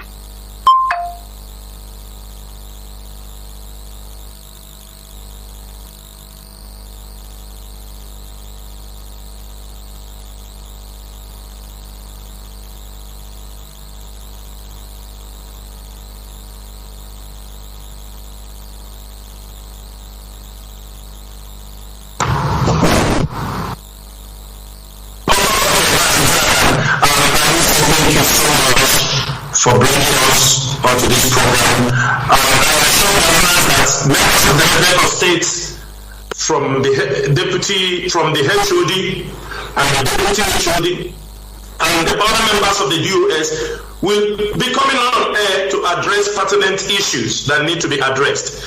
Also, the coordinators will also be coming on air. This is a tradition that we normally, do anytime we have the houses, especially on the dictation of our leader. We know when to come out.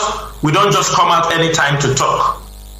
Also, I urge every Biafran, wherever you are, put in your mind that Mazi Nnamdi Kanu have done almost 80%.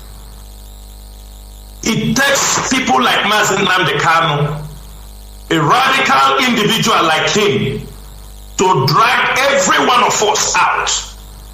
It is the belief that we have in his vision.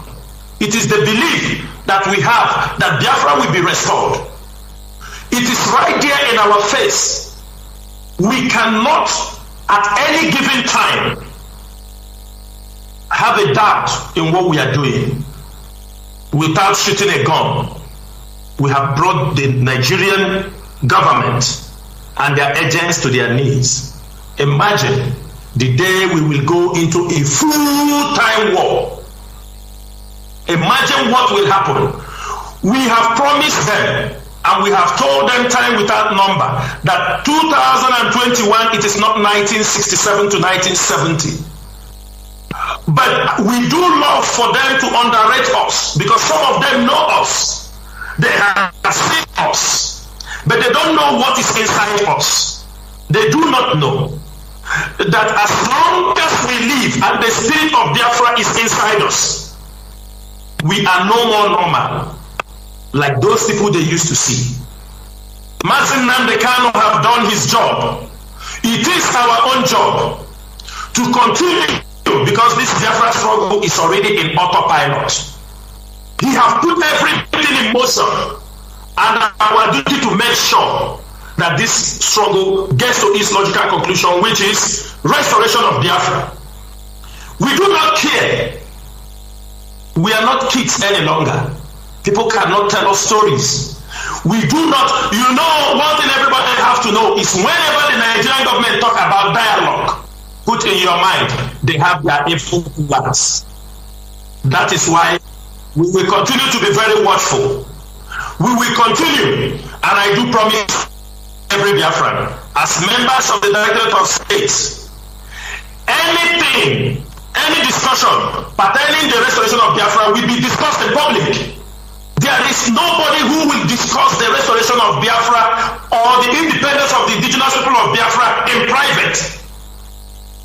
Always there is room for discussion, but it must be in public. People must know what we are talking about. That is why we make sure before we talk to our people that we have the accurate information. We cannot mislead our people because Mazi Nnamdi Kanu have not misled us. We cannot take our people in a wrong direction. And finally, I also use the opportunity to call the Nigerian government. They have adopted many of our people from different states, from Abia to Anambra to Imo State. All these people they have adopted and moved directly down to the north. We are not going to find one person. Every one of them they have taken to the north must come back alive. I repeat, every of our people they have adopted from our land must come back to his father's land alive. Because these are the things that provoke us. These are the things, the intimidation, the killing, the subjugation, the harassment.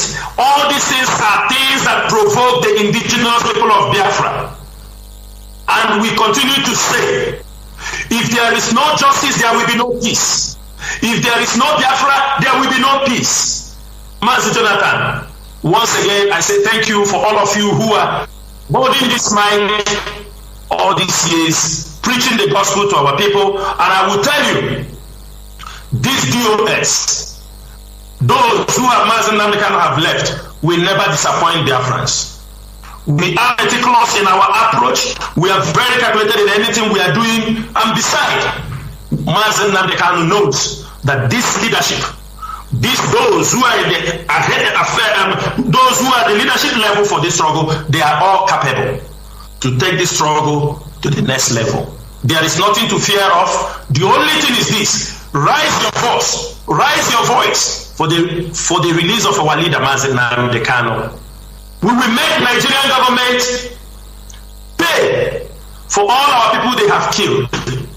We will make sure that Nigerian government will never go free for all the adoption, all the rape, all the killing of children, the adoption of family members, because presently what they have masterminded is they go to the houses, they adopt the women and their children and send them to their DSS dungeon. This is what they are doing.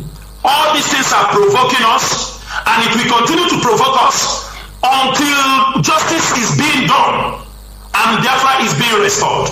If not, they should know we have entered a journey of no return. It is only Biafra or death. Mazi Jonathan, thank you so much for giving me this opportunity. Once again, my name is Mazi Sanworu. Mazi Sanworu is a member of the Directorate of States And I come from Obingwa. Ndewo Mazi.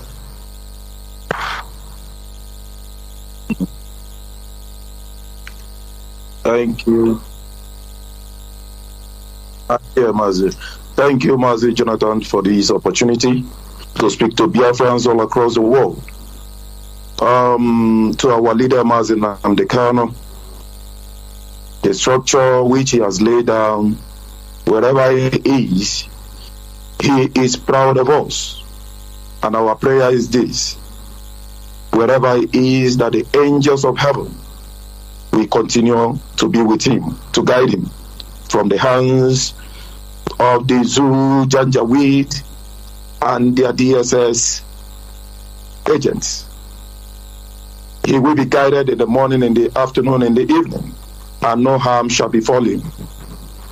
And he must be rest assured that Biafrans all across the world are with him at this very difficult moment. We have all vowed never to abandon him, and we will never abandon him, come rain, come shine. Biafrans all across the world, I want us to always put the word of our leader into practice.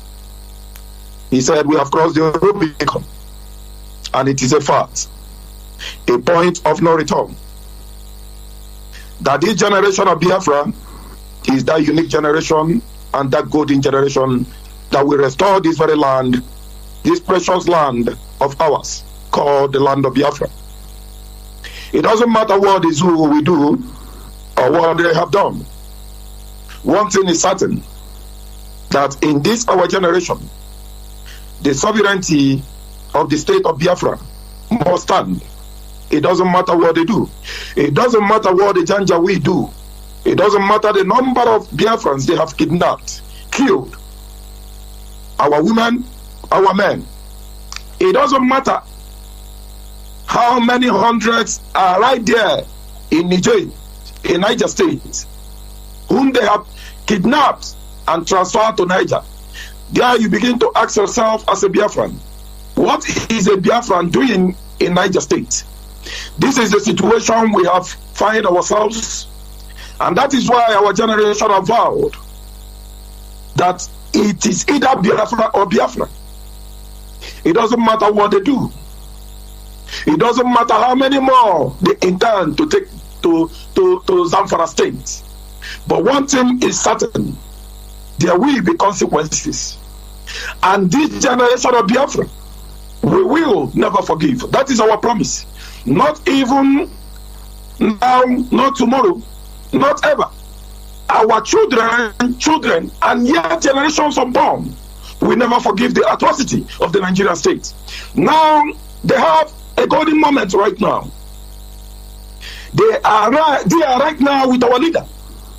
It is an opportunity for the Nigerian state to dialogue with our leader on the right to self-determination, which the Nigerian state concorded with the United Nations to abide on. It is a time for whoever is the president to remember the word he said to the Palestinian people, that they have the right to self-determination, and that Israel should respect the right of the Palestinians to self-determination. It is the time for that same Nigerian state to abide on that very right, which their president preached, the right of Biafrans to self-determination. We have the same rights as he publicly told the United Nations in the United Nations Council before the global world. That is what they should start applying in the issue regarding the state of Biafra. We are fighting a just cause. We have not asked the North to give to us what belongs to the North. We are saying our right to self-determination, our right to referendum, our right, which is democratically process, a democratic process which the Nigerian state must respect. And we are using this opportunity to call on the Kenyan government and the Kenyan people. It is time to hold their president accountable. for the abuse of power.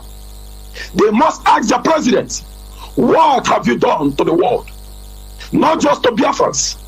It is time for them to ask their president and hold their president accountable for misusing his executive power. For the Kenyan government, if they fail to disassociate themselves and come out in public to tell the world that the atrocity we they executed against our leader was for the interest of the Nigerian government, if they fail to tell the world, one thing they must take into account is this: we and generations unborn, we will never forgive them. They have just laid the foundation for more trouble to come with the Biafran people. And it is time for the Biafran people all across the globe to boycott the Kenya Airways. Boycott the Kenya Airways. And anything that has to do with Kenya. It is time for us to show that area of civil disobedience, not just against the Nigerian state, but to the Kenyan government as well. And time as well for Britain to come out clean. They should come out clean and tell the world how to defend their citizens. It is time for them to use the international law to hold the Nigerian state accountable. They know what the international law means, and they know where it is applicable. It is time for them to use it to hold whoever is the Nigerian president accountable for misusing the law of international recognizance. It is time for them to use the international law to hold the Nigerian state, the Nigerian army, the Nigerian police, the Nigerian DSS accountable. If indeed they claim to be innocent in the extradition and adoption of our leader, which is illegal, it is time for them to order the Nigerian state to release our leader unconditionally and immediately. It is time. If indeed the British are claiming to be clean in this whole process, in this whole saga, it is time for them to come out clean and demand for their citizens to be returned back to the UK. It is time for them to tell the Nigerian state, look, our citizens' health, who is under your custody, is in jeopardy. He must be returned back immediately for medical treatment. It is time. And Britain, on we Biafrans, that very responsibility. It is time. That is why we are telling them, we are not accusing them of anything yet, but their body language and how they go as far as releasing our leader as soon as possible will determine their sincerity in this whole saga. Biafrans, friends of Biafrans, wherever you are, remain resolute, remain formidable. Remain formidable. It is time for us to double our efforts. Remember, we have crossed the Rubicon, a point of no return. Our donations must continue for our men at home to continue the work for them to execute. Remember, in the next few days and weeks to come, there will be action. There will be action. We are not here to publicize what we shall be doing in the nearest future. But take it, rest assured, we, this generation, we will surely overcome and do the needful. And they want to thank you so much, Mazi Jonathan. Back to you.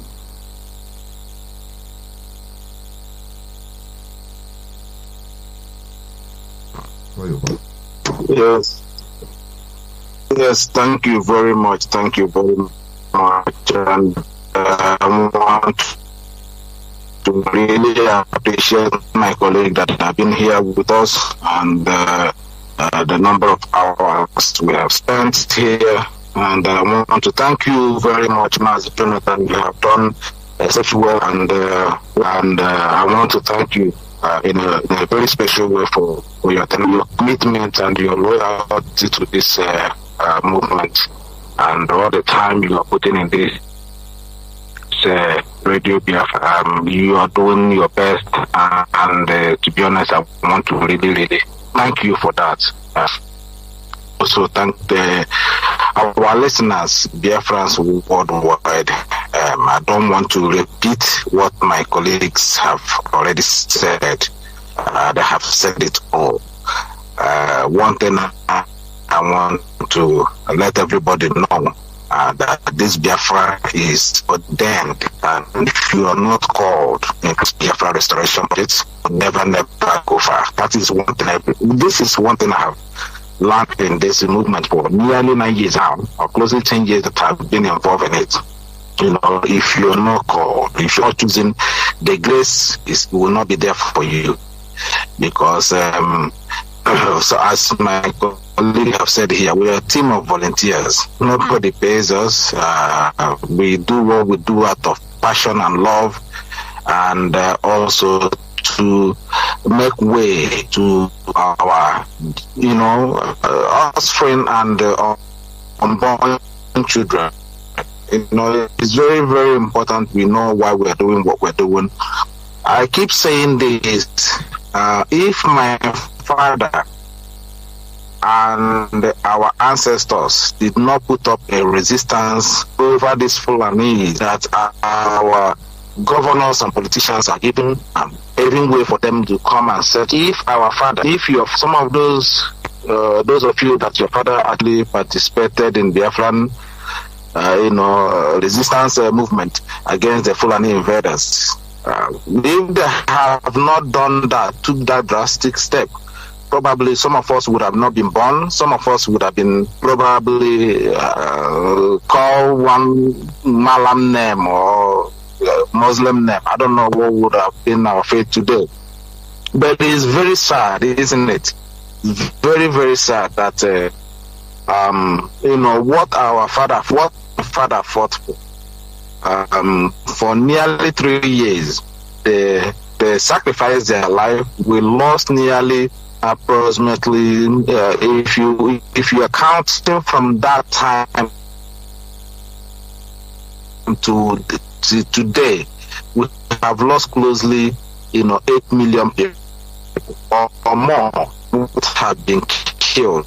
Only just in a couple of months of these Fulani invaders in our land, you can see how much we have lost. How many youth now are precisely in Imo State, and check since PUB have started, how many of our youth are going? And then that will now put in context what we have lost since 1967 up until date. Put them together, you will know that we are heading closely to 10 million people. One particular race are losing this number of people, and people playing with the number of people we have lost in this war, and all in the name of Biafra. And we need to be very tactical in what we're doing. Don't let the enemy use you. Don't be the enemy. The weapon damage. It's very, very important that we stick by ourselves and make sure that we get a reliable information where is made available for us, and know how to respect and value your own. This DOS we that is in place now. We need your help and support. Let me just put it that way. We might not be perfect. You may not like me as Isaiah, but you may not like Mazi Samu. You may not like those our radio presenters, but we need your support to execute Biafra. When Biafra comes, I may like to serve Biafrans as somebody who want to serve my country, my motherland. Or it's not something that anybody can force to me, and it's not a must that I must do so. And some of you now will choose who you want to serve. Who you want them to serve you is very, very important.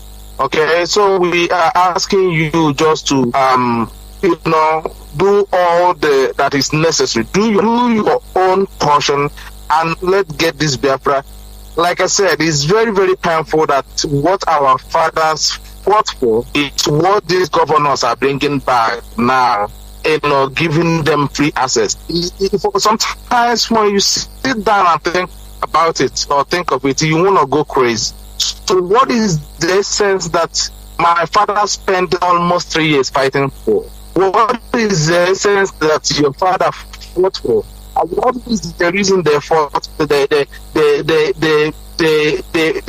suffered themselves in 1967, and those who actually, resisted the British all these years. I mean, I look at what we called our politicians, what we called our elite, are now the one giving free access, allowing these Fulanis that my father resisted years ago, knowing how dangerous and how vicious these people are. They fought tooth and nail. They give everything they owe there just to stop them from invading, from coming into our land to ravage our land. And these governors now came today, start killing us just to give them access. It's a very difficult thing. You want to go mad.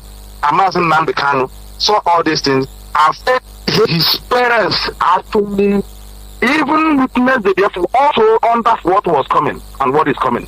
And they stood up, and in the process they paid, and our leader now the same time. And people are still coming here asking what did our leader want to Kenya to do? So they want us to come here on live for her.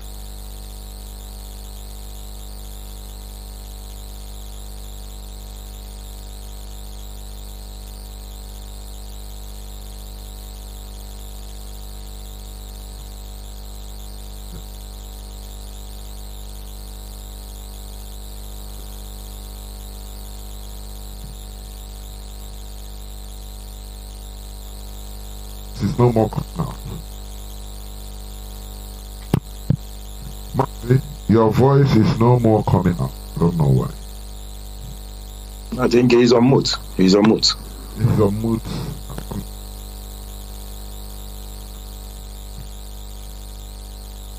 Mazi, are you still there?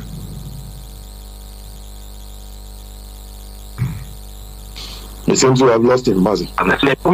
I'll proceed to closing the program. Thank you very much. Okay. Let me just quickly round it off. I don't know what the problem is.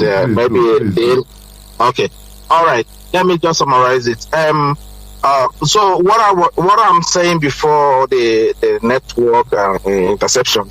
Nobody can muzzle themselves into this into a position because they think that a leader is not.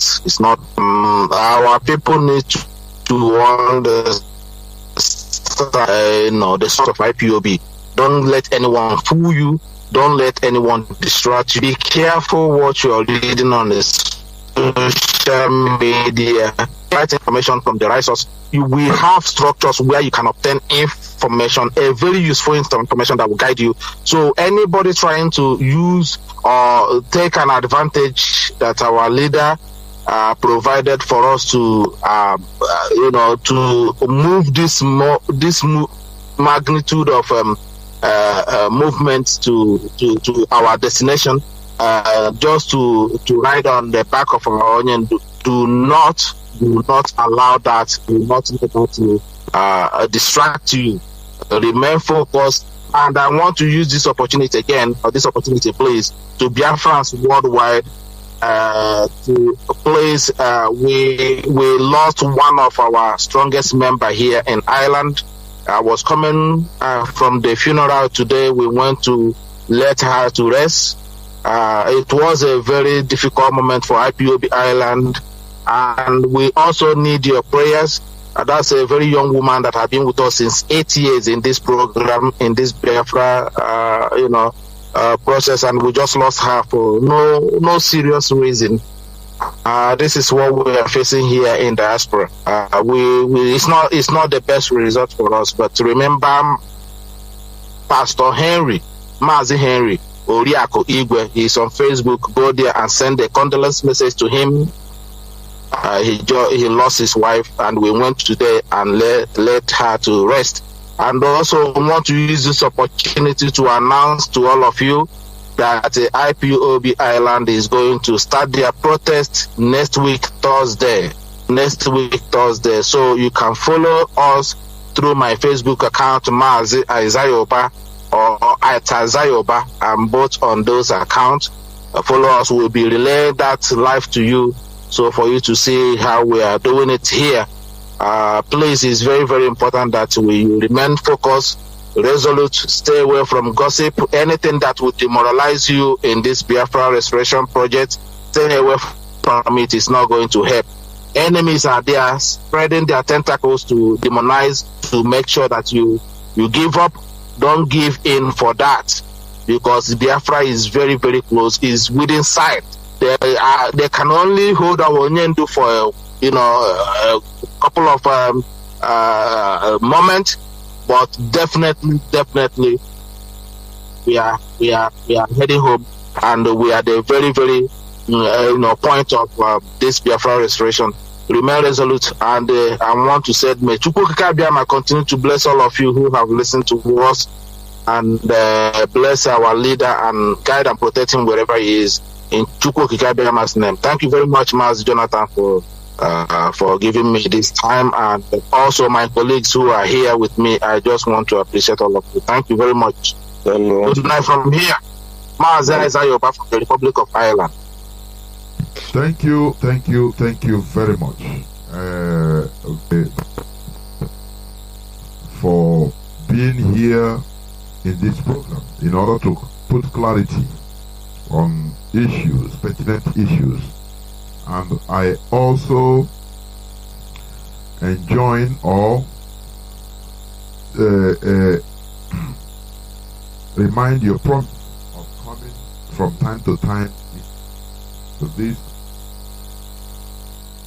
You will, Mazi.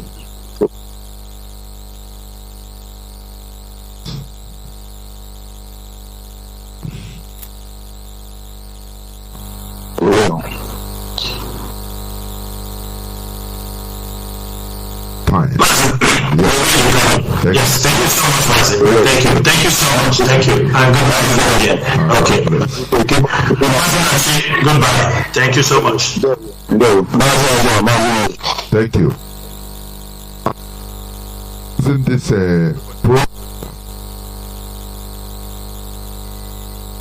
France?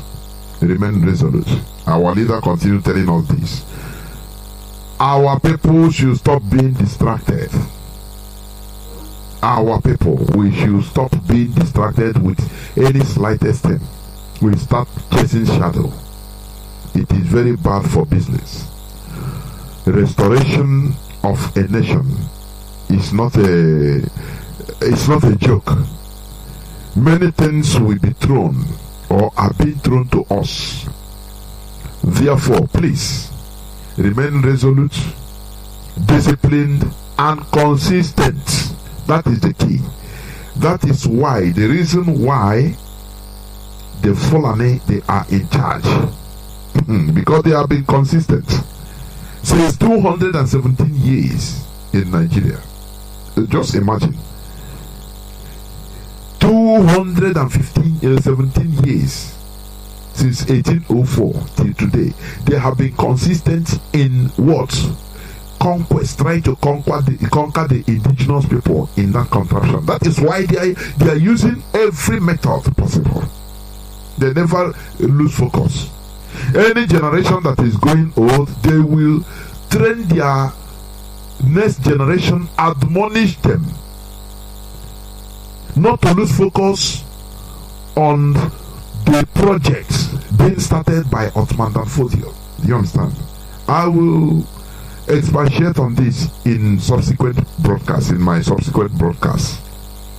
Therefore, please do not be a tool in the hand of our enemies, because our enemies, you go to comment section of platforms, you see them commenting, trying to steer internal trouble. That is what they are trying to do. Do not fall for it. It is a mind game they are playing. Videos do this. Oh, why are you there? You know, writing rubbish. And our people should be wise. Not everything you see on Facebook or on social media, you take it to heart that, oh, this is what happened. No. Nigerian media, they dish out fake news also. People dish out fake news. So it's for you to be wise and know. You know, our leader said, whatever you didn't hear on this hallowed platform, do not regard it until you hear it. That is it. So I don't know why people will be going on YouTube, on anything to they hear something there and they take it at face value. Start, you know, being mad or being dismayed or anything. That's why our leader said, can you handle propaganda? Remember that word. Thank you very much for listening. Tomorrow is another day. My name remains Mazi Jonathan Chinedu. From me, from here.